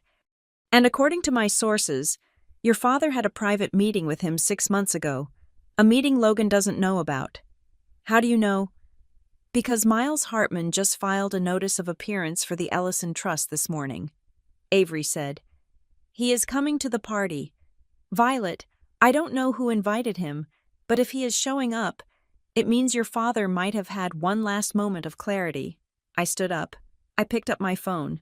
I saw another text from Logan TikTok. Violet, tomorrow is the day. I typed a reply. I'll be there. Have the papers ready. I showed it to Avery. She nodded. Good, she said. Now go home. Get some sleep. Tomorrow. You are not going to a dinner. You are going to a demolition. The morning of the dinner, I woke up with the kind of calm that usually precedes a natural disaster. The sky over Columbus was a bruised purple, threatening rain. But inside my apartment, everything was surgically precise. My outfit was laid out on the bed. It was not the submissive cardigan and skirt my mother preferred, nor was it a power suit that would tip them off that I was coming for blood. It was a simple black dress, elegant but understated. It was armor disguised as fabric. I sent the text to Logan at 8 in the morning. I will be there by 7. Do not start without me. His reply came 3 seconds later. Good choice. See you then. He thought he had won. He thought the threat of the abandonment clause and the poverty it implied had finally broken me. He had no idea that I was not coming to negotiate a surrender. I was coming to witness a felony. At 9 o'clock, I was in Avery Cole's office. The mood was not celebratory. It was the tense, focused atmosphere of a command bunker before an airstrike. Avery had 3 stacks of documents on her desk. This is the shield, Avery said, tapping the first stack. It is a notice of preservation of evidence. If things go sideways, if they try to physically intimidate you or destroy documents in front of you, you hand them this. It puts them on notice that any destruction of records from this moment forward is a federal obstruction charge. And this, I asked, pointing to the second stack. That is the sword, she said. But you keep that in the sheath until the absolute last second. That contains the analysis Sloan did on the metadata. It proves they altered the dates on the corporate minutes. Avery stood up and walked around the desk. She looked at me with an intensity that made me straighten my spine. Violet, we need to talk about the psychology of the room, she said. We have the law on our side, but the law does not matter if you crack emotionally. They are going to push buttons they installed in you 30 years ago. I can handle it, I said. Can you? Avery challenged. They are going to use the word ungrateful. They are going to talk about how much they sacrificed for you. They are going to bring up the time you crashed your car when you were 17. They are going to weaponize your father's illness and say that you are killing him by causing stress. I felt a phantom flinch. She was right. That was exactly their playbook. What do I do? I asked. You become a mirror, Avery said. You reflect everything back. You do not defend yourself. You do not explain. The moment you start explaining, you are losing. If they say you are ungrateful, you say nothing. If they say you are a failure, You sip your water. You are there for one reason and one reason only. To get them to present the fake will, I said. Correct, Avery said. They need to present the forged document as a valid legal instrument in front of witnesses. Once Logan reads it and claims it is the final will of Howard Ellison, the trap is sprung. That is the act of fraud. And then you say the line we practiced, Avery said. Show me the original, I repeated. Exactly, Avery said. Not, that is a lie. Not, you forged that. Just, show me the original, because they cannot show you the original. Violet, it does not exist. All they have is a digital printout with a pasted signature. When you demand the original, they will panic. And when they panic, they will make mistakes. I nodded. It sounded simple. But I knew that standing in front of my mother while she wept fake tears was going to be the hardest thing I had ever done. I need a witness, I said. You said I needed a neutral party. Yes, Avery agreed. If it is just you and the family, it is your word against theirs. We need someone in that room who is not on the payroll and not in the will. Someone who can swear in a deposition that Logan presented the document as real. I knew exactly who to call. I met Renee for lunch at a sandwich shop near the office. She was wearing a leather jacket and looked like she was ready to fight a bear. Let me get this straight, Renee said, chewing on a pickle. You want me to drive 2 hours to the suburbs, eat dry chicken with your horrible family, and pretend to be your emotional support friend? Yes, I said. And the real reason is that you need me to witness your brother committing a crime. Yes. Renee swallowed and wiped her mouth. Will there be free alcohol? Yes. Expensive champagne. I am in, she said. But if your mother makes a comment about my hair, I am flipping the table. That might actually help my case, I said. Renee grew serious for a moment. She reached across the table and touched my hand. Hey, are you okay? You look like you are vibrating. I am terrified, I admitted. I haven't seen them in 3 years. Last time I saw them, I was begging them to understand why I had to leave. Now I'm going back to destroy them. You are not destroying them. Renee said firmly. They destroyed themselves when they decided to steal from you. You are just the janitor cleaning up the mess. Just remember the rule, I told her. We are polite. We are confused. We are just two nice girls who don't understand legal jargon. We need them to feel superior. We need Logan to mansplain his way into a prison cell. I love it when men explain things to me, Renee said with a shark-like grin. It gives me time to plan their demise. At 3 p.m, my phone buzzed. It was Sloan.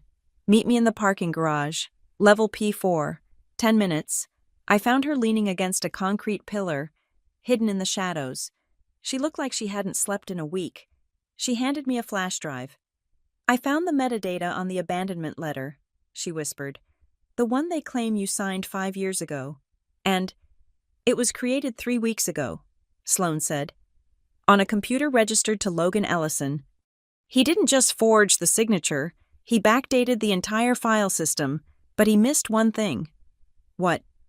The version history on the cloud backup, Sloan said. He deleted the local file, but the server keeps a shadow copy for 30 days. I pulled it. It clearly shows the document being created on a Tuesday morning in February of this year. You were in a dentist appointment that morning. I checked your calendar. So the abandonment clause is fake too, I said. It is all fake. Violet, Sloan said, her voice shaking. Every single reason they are using to cut you out is a fabrication constructed in the last month. They are panic building a reality where you are the villain. Why the rush? I asked. Why now? Because the buyer for the company is getting cold feet, Sloan revealed. They found a discrepancy in the inventory assets. They are demanding a full audit before they close the deal next week. Logan needs you out of the picture before that audit happens. If you are still a shareholder, you have to sign off on the audit results. If you see the results, you will see the embezzlement. He needs you legally dead by Monday. I gripped the flash drive. This was the final nail. They weren't just greedy relatives. They were criminals on a deadline. You are brave, Sloane, I said. Thank you. I am not brave, she said, looking over her shoulder. I am just tired of watching guys like him win. Go get him. I drove back to my apartment to change. The drive was a blur. My mind was rehearsing the evening like a choreographed dance. Step 1, arrive. Be polite. Be submissive. Step 2, let them separate me from the herd. Let them lecture. Step 3, refuse to sign the waiver. Force the escalation. Step 4, Logan reads the will. Step 5. The question. I stood in front of my full-length mirror. I looked at the woman staring back. She looked tired. Yes, but she also looked dangerous. The Violet who used to cry in the bathroom at the factory was gone. Show me the original, I said to the mirror. My voice wavered. Show me the original, I said again, louder. Still not convincing. I sounded like I was asking a question. I needed to sound like I was issuing a command. I closed my eyes. I thought about the 4 years I spent waking up at 4 a.m. I thought about the burns on my arms from the bakery ovens. I thought about the way Logan used to laugh at my little computer games while I was building the code that saved his company. I thought about my father, sitting in a room somewhere, his mind eroding, being used as a puppet by the people who were supposed to protect him. I opened my eyes. The waiver was gone. Show me the original, I said. The voice was cold. It was flat. It was the voice of a woman who already knew the answer. My phone rang. It was Avery. Are you ready? She asked. I am ready, I said. There is one more thing I need to tell you, Avery said. I didn't want to say it until I was 100% sure. I just got off the phone with a contact at the probate court. What is it? We were wondering who invited Miles Hartman to the dinner, Avery said, or if he was even invited. I assumed Logan hired him to intimidate me, I said. No, Avery said. Logan uses a strip mall lawyer named Henderson. Miles Hartman is one of the most expensive estate attorneys in the state. Logan is too cheap to hire him, and too arrogant to think he needs him. Then why is he coming? Because he was retained 6 months ago, Avery said, by Howard Ellison. I froze. My father, but he is not well. Sloane said he is confused. He has good days and bad days, Avery said. Apparently, on a very good day, he called Hartman and Vale. He requested a private consultation. He paid the retainer from a personal account that your mother doesn't have access to. What did he hire him to do? I asked, my heart pounding. To execute a specialized trust, Avery said. A trust that only activates under specific conditions. One of those conditions is the attempt by any family member to alter the estate plan without the primary beneficiary's consent. Who is the primary beneficiary? I asked. You are, Violet, Avery said softly. The old will split everything 50-50, but this new trust, if triggered, it bypasses the will entirely. It puts everything into a protected fund. So my father knew, I whispered. He knew they would try this. He suspected, Avery corrected, but he needed proof. He set a trap of his own. Violet, Miles Hartman isn't coming to defend Logan. He is coming to execute your father's final order. I felt tears finally spill over. For years, I thought my father had abandoned me. I thought he had chosen them. But in the fog of his illness, in the silence of that house, he had been watching. He had seen the greed. He had seen the theft, and he had made one last move to protect me. Does Logan know? I asked. No, Avery said. Logan thinks he is running the show. He has no idea that the moment he reads that fake will, he triggers the Hartman trust. He is about to walk into a buzzsaw. Okay, I said, wiping my face. Okay. Go get them. Violet, Avery said, and keep your phone recording. I hung up. I picked up my purse. I checked the pocket for the voice recorder Avery had given me as a backup. I checked for the flash drive. I walked out to my car where Renee was waiting in the passenger seat. You look like you just saw a ghost, Renee said. No, I said, starting the engine. I just found out I am not alone. I put the car in gear and turned onto the highway leading to Cedar Ridge. The sun was gone now. The clouds had swallowed the sky. It was dark, but the road ahead was perfectly clear. We drove in silence for the first 20 miles. Then, as we passed the exit for the old industrial park where the factory stood, I felt a strange sense of peace settle over me. "Renee," I said. "Yeah. If they offer you the shrimp cocktail, don't eat it. Aunt Marla has a habit of leaving it out too long." Renee laughed. "Noted. Operation Shrimp Avoidance is a go." We pulled up to the gate of the Ellison estate at 6:55. The house loomed on the hill, a monument to old money and new lies. The windows were glowing warm and inviting, a perfect stage set for a family tragedy. I took a deep breath. I thought of my father. I thought of the signature he had placed on a retainer check 6 months ago, his hand likely shaking, his mind fighting through the fog to save his daughter. I wasn't just fighting for money anymore. I was fighting to finish what he started. "Showtime," I said. I drove through the gates. To understand why I was able to drive through those gates without turning the car around, you have to understand what happened in Avery Cole's office 24 hours before the dinner. That was where the ghost of my father finally spoke to me. For a decade, I had carried a very specific image of Howard Ellison in my mind, in my memories. He was a man who had gradually faded into the wallpaper of his own life, a passive observer who let my mother's vanity and my brother's ambitions steamroll over his daughter. I had resented his silence more than I resented Logan's cruelty. Logan was a scorpion. He stung because that was his nature. But my father, he was supposed to be the gardener. He was supposed to protect the house. But sitting in Avery's office on Thursday afternoon, staring at the file she had just received via secure courier from Hartman and Vale, I realized I had been wrong. My father hadn't been oblivious. He had been a hostage. "You need to read this," Avery said, her voice unusually soft. She slid a photocopy of a handwritten letter across the desk. The original was currently sitting in Miles Hartman's safe, waiting for the trigger event. I recognized the handwriting immediately. It was shaky. The loops of the letters jagged a sign of the tremors he tried to hide, but the slant was unmistakable.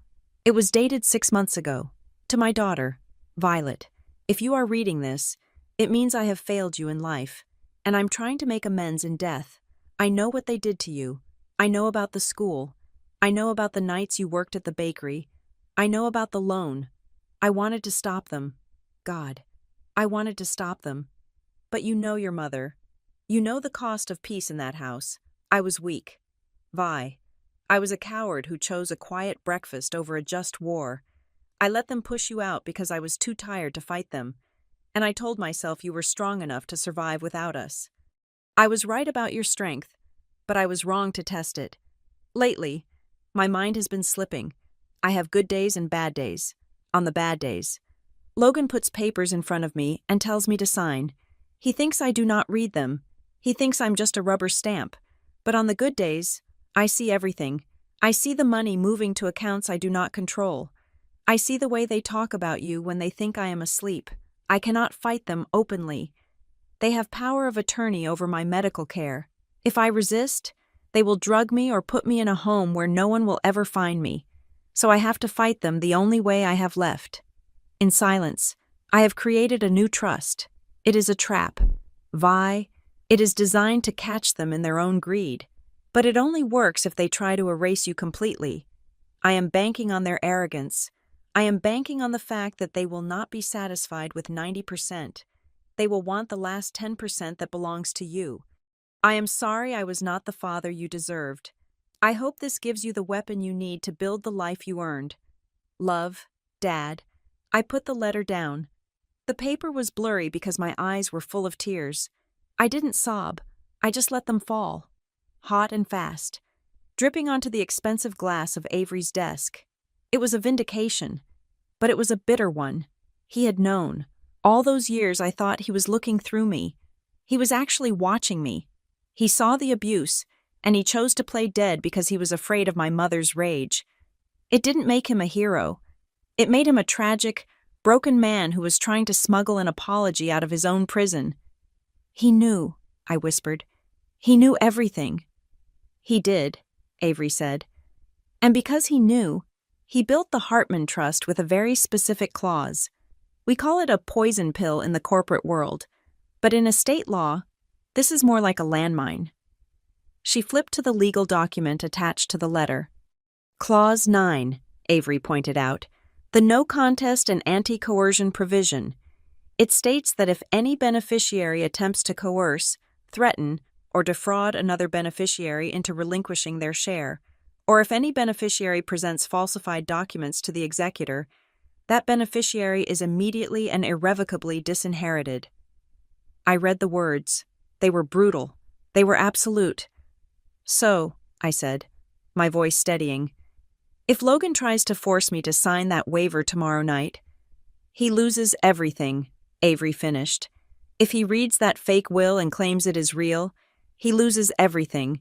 The moment he tries to take your share, he forfeits his own. The entire estate, the house, the factory, the cash, the stocks reverts to the remaining beneficiary. Me, I said. You, Avery confirmed. But there is a catch. The burden of proof is on us. We have to prove the coercion happened. We have to prove the fraud. That is why Miles Hartman is coming, I realized. Exactly, Avery said. Your father gave Miles standing instructions. Miles is the neutral observer. He is there to witness the trigger event. If Logan plays nice, if he just splits the estate fairly, the trust remains dormant. But if Logan tries to execute the plan, he has been hatching the plan to cut you out entirely. Miles steps in. It is a test, I said. My father is testing Logan from the grave. And Logan is going to fail, Avery said grimly, because he is greedy, and because he thinks you are weak. We spent the next 3 hours building the kill file. It was not enough to just rely on the trust. We needed to make sure that when the explosion happened, the blast radius was contained to Logan and Denise. Avery had organized the evidence of the embezzlement, the shell company in the Caymans, the car payments, the falsified invoices. She had the forensic report on the digital signatures. She had the timeline of my abandonment, which we could now prove was a fiction. This is not just an inheritance dispute anymore, Avery said, stapling a stack of papers. This is a criminal dossier. When Miles reveals the real trust, Logan is going to panic. He's going to try to negotiate. He might even try to threaten you physically. I will have Renee, I reminded her. Good. But you need to be ready for the reality of what you are doing, Avery said. She took off her glasses and looked at me with a sober expression. You are not just winning a lawsuit. Violet, you are sending your brother to prison. You are likely bankrupting your mother, or at least stripping her of the lifestyle she worships. You are burning the family to the ground. I thought about the letter. I thought about the line I was a coward who chose a quiet breakfast over a just war. I had spent my whole life being the collateral damage of their peace. I had paid for their comfort with my labor, my education, and my self-worth. I am not burning it down, I said. It was already burning. I'm just opening the doors so everyone can see the fire. Fair enough, Avery said. Then we are agreed. You go in, you play the part, you let them hang themselves. I have one question, I said. If my father is still alive, technically can't he just tell them? That is the tragedy, Avery said. I spoke to Miles. Your father had a second stroke 3 weeks ago. He is nonverbal now. He is in home hospice care at the house. That is why Logan is moving so fast. He knows the clock is ticking.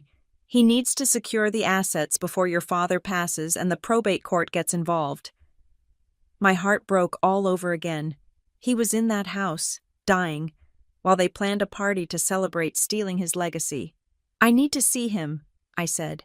Tomorrow night, before the end. You will, Avery promised. But first, you have to survive the dinner.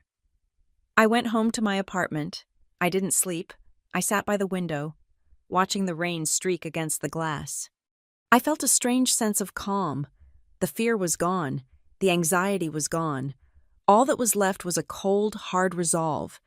I was going to walk into that house, and I was going to be the daughter my father wished he had been brave enough to be. I was going to fight. At 8 o'clock in the evening. My phone buzzed on the coffee table. It was a text from a new number. I knew immediately who it was. My mother had finally decided to drop the pretense of the family update and get straight to the point. The message popped up on the screen, glowing in the dark room. Denise, come home tomorrow night. The whole family is waiting for you to sign so we can end this. I looked at the words, end this. She had no idea how prophetic she was being. They wanted an ending. They wanted a period at the end of the sentence of my life, so they could turn the page and spend the money. But they were not writing this story anymore. I picked up the phone. My fingers did not shake. I typed the reply that would seal their fate and initiate the protocol my father had set in motion 6 months ago. I will be there. The driveway of the Ellison estate was not just a place to park cars. It was a gallery of debt and insecurity. As I steered my sensible sedan between a leased Mercedes and my cousin Derek's Porsche, which I happened to know was 3 payments behind, I felt Renee tense up beside me. That is a lot of cars for a family dinner, Renee noted, unbuckling her seatbelt. I counted 12. You said immediate family.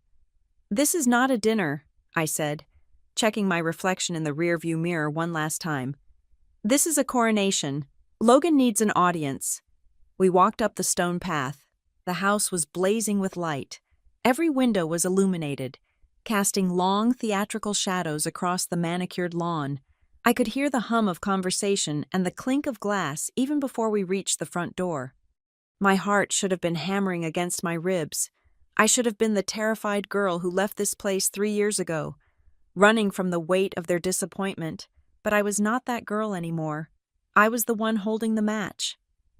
The door opened before I could knock. It was not Logan this time. It was my mother, Denise. She was wearing a cream-colored silk dress that probably cost $2,000 money, that should have gone to the vendor invoices I used to stress over. Her hair was perfectly coiffed, her smile tight and brittle as a porcelain teacup. "Violet," she said, her eyes flicking instantly to Renee. "And you brought a friend." "This is Renee," I said, stepping inside. "She is my ride, and my witness." "Witness," Denise laughed, a high, nervous sound that didn't reach her eyes. "Don't be dramatic, darling. It is just a party. Come in. Everyone is waiting." The living room was fuller than I expected. It wasn't just the aunts and uncles. There were people I didn't recognize, men in suits who looked like bankers, women with expensive jewelry who looked like investors. Logan had stacked the deck. He had invited the business community. He wanted to show them that the Ellison family was united, that the loose end was being tied up, and that the company was ready for the sale. Logan was standing by the fireplace, holding a tumbler of scotch. He looked the part of the grieving but capable son. When he saw me, he didn't smile. He nodded, a king acknowledging a peasant. "Glad you could make it, Vi," he called out, his voice projecting so the whole room could hear. "We were worried you would get lost.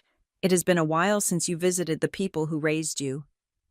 The jab landed, soft and precise, ungrateful.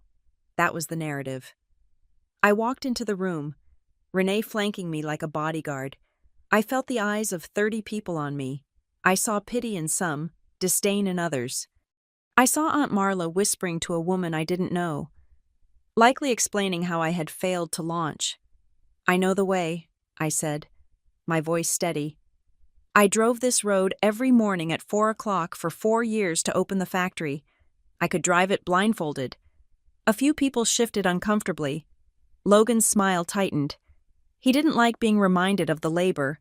He liked the myth of the effortless executive. "Grab a drink," Logan said, dismissing my comment.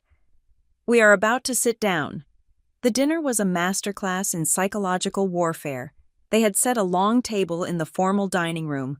Logan sat at the head, in my father's chair. Denise sat at the opposite end. They placed me right in the middle, on the side, squeezed between cousin Derek and a man named Mr. Sterling, who I gathered was the broker handling the sale of the company. Renee was seated at a small folding table in the corner, ostensibly because there wasn't enough room, but really to isolate me. I caught Renee's eye. She gave me a subtle thumbs up. She was watching. She was recording. For the first hour, I said nothing. I ate the dry roast beef. I listened to Logan tell stories about the turnaround of the company. He talked about streamlining operations and cutting dead weight. He never mentioned that the streamlining was based on the code I wrote. He never mentioned that the dead weight he cut was the safety protocols I had insisted on. "It is all about vision," Logan said, swirling his wine. "Dad built the foundation, sure, but in this modern economy, you need someone who can make the hard choices. You cannot let sentimentality get in the way of profit." Here, Derek mumbled, his mouth full of potatoes. Then, the moment arrived. The plates were cleared. The room grew quiet.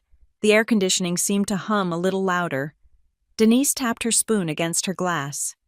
"If everyone could give me a moment," she said, standing up. She looked tragic and beautiful. "As you all know, Howard is upstairs. He is resting. His heart is with us, even if his body is failing. But he has expressed a wish. He wants to see the family settled before he passes." She dabbed at a dry eye with a napkin.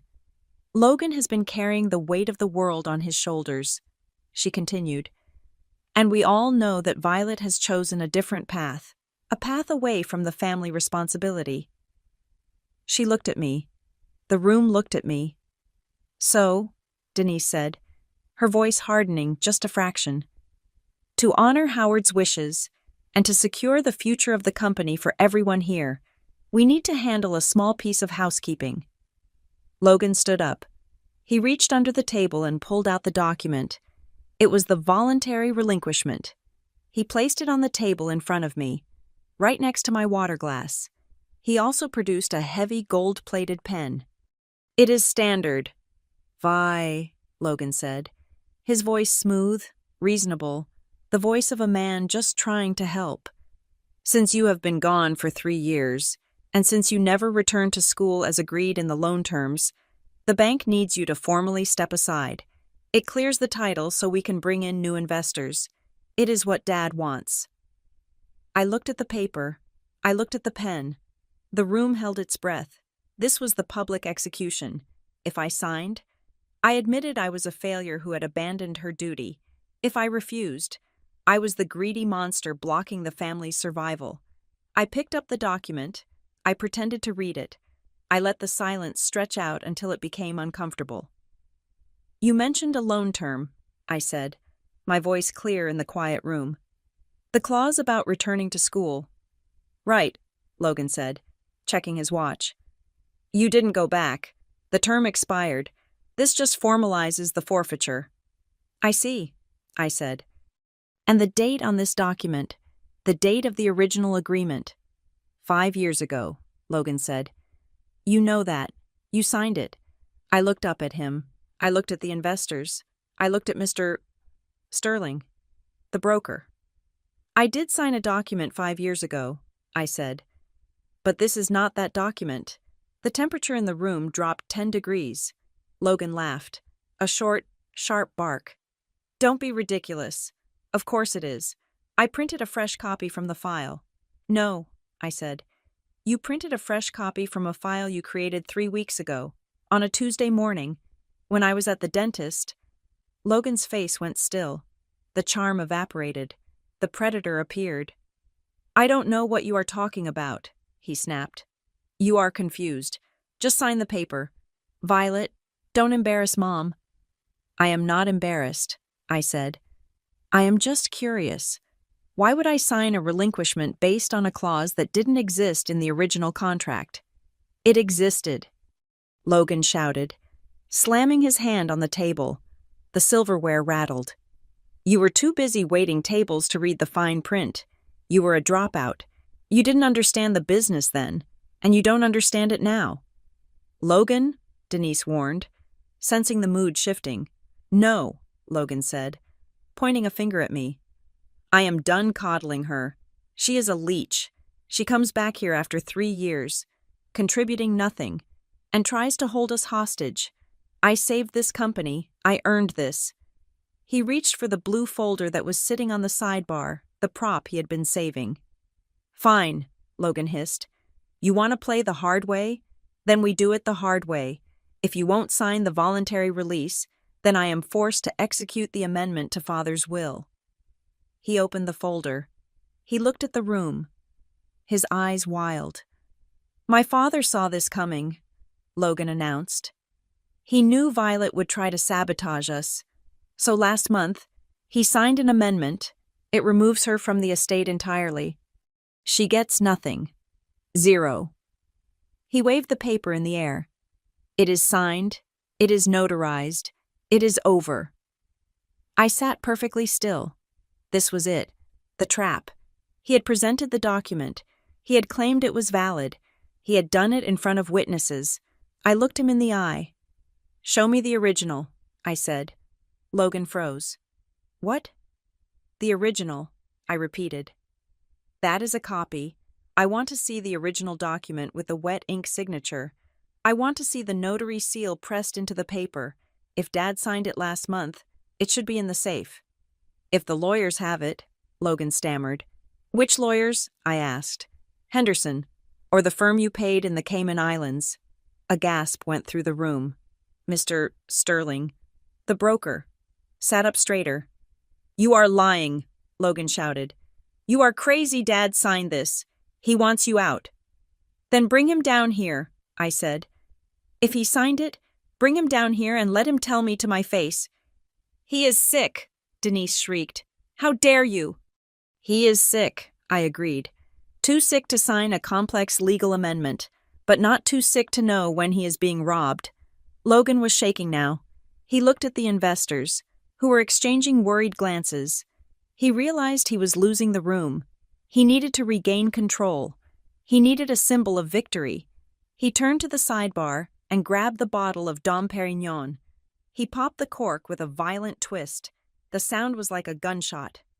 I am the CEO, Logan declared, pouring the champagne into his glass, splashing it onto the tablecloth. I am the executor. This is my house, and I say this discussion is over. He raised his glass high. His hand was trembling. To the future, Logan yelled, his voice cracking. To the Ellison legacy, and to the people who actually deserve it. From this moment on, the parasites are gone. The company is ours. Denise stood up, raising her glass.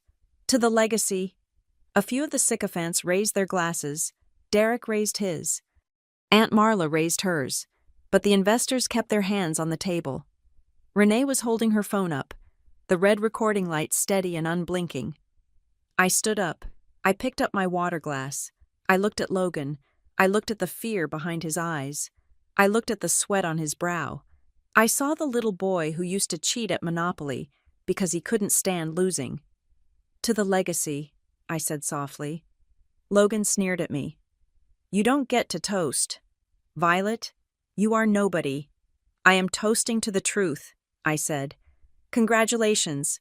Logan, you finally got everyone's attention. I took a sip. Logan opened his mouth to scream at me, to throw me out, to end the charade. Ding dong. The sound was loud, sharp, and impossible to ignore. The room went deathly silent. It was late. The gates were closed. Who is that? Denise whispered, clutching her pearls. Logan looked at the door, then back at me. He saw the look on my face, not fear, not anger, but a calm, terrifying expectation. I didn't invite anyone, Logan said. The front door opened. The heavy footsteps echoed on the marble. And then, Miles Hartman walked into the dining room. He looked exactly as I had imagined him, only bigger. He took up space. He radiated an authority that made Logan's expensive suit look like a costume. He carried a battered leather briefcase. He walked past the investors, past the family, past the table where the voluntary relinquishment lay unsigned. He stopped at the head of the table. He looked at Logan, who was still holding his champagne glass. He looked at the blue folder in Logan's other hand. Good evening, Miles said. His voice was deep, gravelly, and filled the room without effort. Who are you? Logan demanded, though his voice was thin. This is a private party. Miles ignored him. He looked at the blue folder. I apologize for the interruption, Miles said, but I couldn't help but overhear the toast. Who? Exactly. Just claimed that the Howard Ellison estate has been settled. Logan swallowed. I did. I am his son. I have the will. Is that so? Miles asked. He set his briefcase down on the dining table, right on top of the spilled champagne. He clicked the latches open. Snap, snap. He pulled out a thick envelope sealed with red wax. Then we have a problem, Mr. Ellison, Miles said, looking around the room, making eye contact with every single witness. Because the document you are holding is a forgery, and the champagne you are drinking well. I am afraid you are celebrating a victory that never happened. He placed the envelope on the table. My name is Miles Hartman, he announced, and I am here to read the only valid will of Howard Ellison, and I suggest you all sit down, because what I am about to read changes everything. I looked at Logan. The glass slipped from his fingers. It hit the table, shattering, sending expensive champagne soaking into the tablecloth like blood. I looked at my mother. She had gone pale as a sheet. I looked at Miles. He gave me the smallest, almost imperceptible nod. The party was over. The trial had begun. The silence in the dining room was heavy, suffocating, and absolute. The only sound was the dripping of the spilled champagne as it soaked into the white linen tablecloth, staining it like a wound that refused to close. Logan stood frozen, his hands still hovering in the air where his glass had been a moment before. His face was a mask of shock that was slowly, painfully cracking into terror. Miles Hartman did not shout. He did not need to. He stood at the head of the table, occupying the space my father used to hold, and he looked at the assembly of investors, relatives, and hangers-on with the expression of a judge who had seen enough. I will repeat myself, Miles said, his gravelly voice reaching every corner of the room. The document Mr. Ellison just presented to you, and the celebration you were all just bullied into joining, is based on a fiction. You are lying, Logan whispered. It was a weak, pathetic sound. I am the CEO. I have the power of attorney. You had power of attorney, Miles corrected. Past tense. Miles opened the wax-sealed envelope. The sound of the heavy paper unfolding was louder than a scream. 6 months ago, Miles addressed the room. Howard Ellison contacted my firm. He was lucid, he was specific, and he was heartbroken. He informed us that he suspected his signature was being misused and his assets were being diverted. To protect the legacy of this company, and to protect the only person in this family who actually knows how to run it, he executed a new living trust. He placed the document on the table. He turned it so the signature page faced Logan. This is the Howard Ellison Revocable Trust, amended and restated, Miles said. It supersedes all previous wills, testaments, and proxy agreements, including the one you forged on your computer 3 weeks ago. Logan recoiled as if the paper were radioactive. He couldn't have signed that. He was sick. He was sick, Miles agreed. But he was also smart. He insisted on 3 independent witnesses and a forensic competency evaluation recorded on video at the time of signing. It is ironclad. Logan, there is no way out. Miles looked at me then. For the first time, his face softened. Violet, he said, your father did not cut you out. He promoted you, according to this instrument, effective immediately upon the trigger event, which was Logan's attempt to enforce a fraudulent will. You are the sole trustee of the Ellison estate and the interim CEO of Ellison Components. A gasp rippled through the room. Mr. Sterling, the broker, dropped his fork. It clattered loudly against his china plate. Me? I asked, though I already knew. The letter had told me, but hearing it out loud, in front of the people who had called me a failure, felt like oxygen rushing into a collapsed lung. You? Miles confirmed. You control the voting shares. You control the bank accounts. You control the factory. This is insanity, Denise screamed.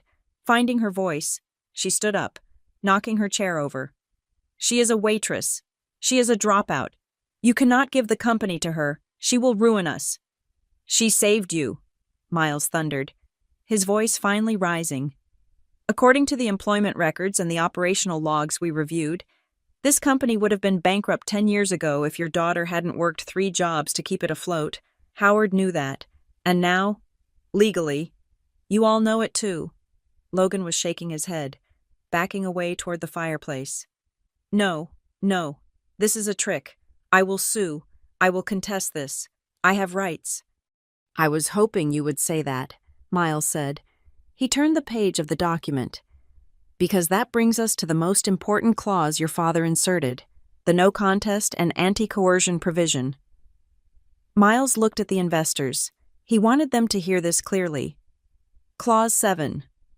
Miles read, if any beneficiary attempts to coerce another beneficiary into relinquishing their rights, or presents falsified documents to the estate, or attempts to contest the validity of this trust based on claims of incompetence without medical evidence, that beneficiary shall be deemed to have predeceased the grantor.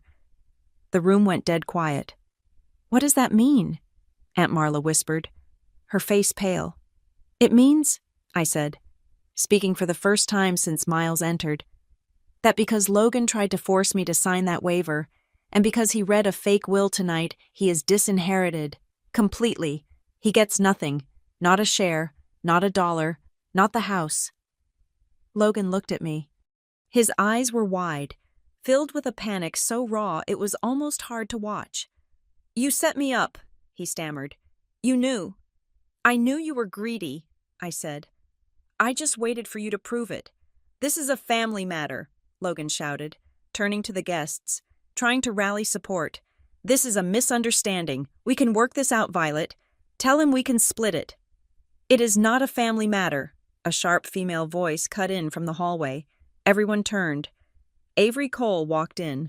She was flanked by 2 uniformed police officers and a man I recognized as a forensic accountant. It is a criminal matter, Avery announced. She walked straight to Logan. She didn't look at the document on the table. She looked at the man. Logan Ellison, Avery said. I am representing the trustee. We are serving you with a notice of preservation of evidence and an immediate injunction against entering the premises of Ellison Components. On what grounds?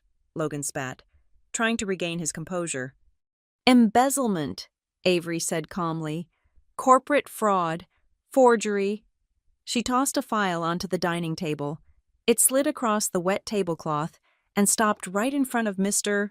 Sterling. That file contains the bank records for Apex Strategy Solutions, Avery said. The shell company you used to drain $15,000 a month from the firm. It includes the wire transfers to the Cayman Islands, and it includes the receipt for the Range Rover parked in the driveway, paid for with company funds while you were laying off workers. The investors were on their feet now. Mr. Sterling picked up the file, flipped it open, read 1 page, and looked at Logan with pure disgust. You told us the books were clean, Sterling said. You told us the liquidity issues were due to market conditions. They were, Logan lied, sweat pouring down his face. This is a fabrication. She is hacking the records. We also have the metadata, Avery interrupted. Proving you altered the corporate minutes 3 weeks ago. It is over. Logan, the deal is dead. The audit starts tomorrow morning. And if I were you, I would call a criminal defense attorney, not a probate lawyer. Logan looked at the room. He looked at the faces of the people he had tried to impress. He saw no sympathy. He saw only judgment. The facade of the golden child had crumbled, revealing the thief underneath. He slumped against the mantel, defeated. But my mother was not looking at Logan. She was looking at the guests. She was looking at the ruin of her social standing. Violet, Denise cried out, rushing around the table to grab my arm. Her grip was tight, desperate. Violet, stop this. Please, look at what you are doing. You are making a scene, in front of everyone. I looked down at her hand on my arm, the hand that had never comforted me, the hand that had pointed me toward the door 3 years ago. I am not making a scene. Mother, I said, pulling my arm away.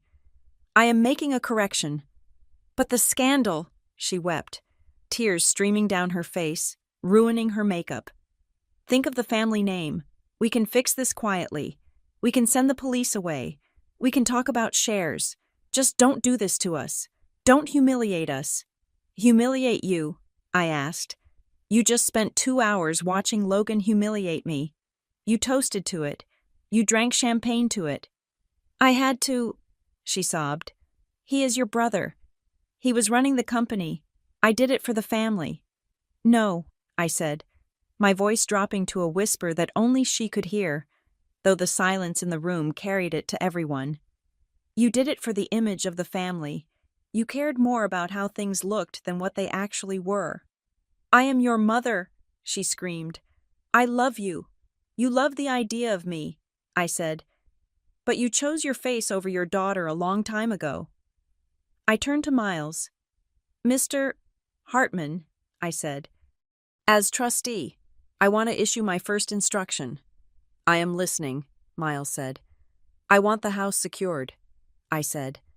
"I want the locks changed on the factory tonight, and I want a full forensic audit of every dime my mother and brother have spent in the last 5 years. If they stole from the trust, I want it recovered." "Violet," Denise wailed. "You can't. Where will I go?" "You have a trust fund," I said coldly. "The one Dad set up for you years ago. It is enough to live on. But the mansion, the parties, the country club, that is over. The company money belongs to the company. It belongs to the workers you wanted to fire to boost the sale price." I looked at Logan one last time. He was staring at the floor, broken. "You wanted me to be the failure," I told him. "You wanted me to be the one who abandoned the family, but you are the one who destroyed it. Logan, I am just the one who survived it." I turned to Renee. She was standing by the door, her phone lowered, a look of fierce pride on her face. "Are we done?" Renee asked. "We are done," I said. "I didn't stay for the police to take statements. I didn't stay to watch Mr. Sterling shout at Logan. I didn't stay to comfort my mother." I walked out of the dining room. I walked through the foyer where the portrait of my father hung. I stopped for a second. I looked at his painted eyes. They looked sad. But tonight, they also looked relieved. "Rest now, Dad," I whispered. "I got it from here." I pushed open the heavy front door and stepped out into the night air. The rain had stopped. The air smelled of wet earth and ozone. It was cold, but it felt good. It felt clean. Behind me, the house was erupting in chaos. I could hear shouting. I could hear my mother's wailing. I could hear the sirens of the police cars approaching the gate, called by Avery's team. But I kept walking. I walked past the Mercedes. I walked past the Porsche. I walked to my sensible sedan. I got in and closed the door. The sound of the latch clicking shut was the most satisfying sound I had ever heard. It was the sound of a chapter closing. Renee got in beside me. She buckled her seatbelt. "That," Renee said, letting out a long breath, "was better than any movie I have ever seen. You were terrifying. I loved it." "I wasn't terrifying," I said, starting the engine. "I was just accurate." "So," Renee said as we pulled away, leaving the lights of the Ellison estate in the rearview mirror. "You own a factory now. You are a CEO. What is your first move, boss?" I smiled. It wasn't a vengeful smile. It was a genuine one. "First," I said, "we are going to get cheeseburgers. Then, on Monday, I am going to rehire the safety inspector Logan fired." I rolled down the window. I let the wind hit my face. For the first time in 30 years, I didn't feel like I was running away. I felt like I was driving toward something. I had walked into the fire, and I had walked out holding the torch. The road ahead was dark, but I wasn't afraid of the dark anymore. I knew how to navigate it. I had the map my father left me, and I had the strength I had built all on my own. I was Violet Ruiz, and I was finally free. Thank you so much for listening to this story of betrayal, justice, and ultimate redemption. It is a long journey from the bakery floor to the boardroom, but sometimes you have to walk through the mud to find the diamond. I would love to know where you are tuning in from today. Are you listening while driving to work, cooking dinner, or maybe relaxing before bed? Drop a comment below and let me know your location and what you would have done if you were in Violet's shoes. If you enjoyed seeing Logan get exactly what he deserved, please make sure to subscribe to the Maya Revenge Stories channel.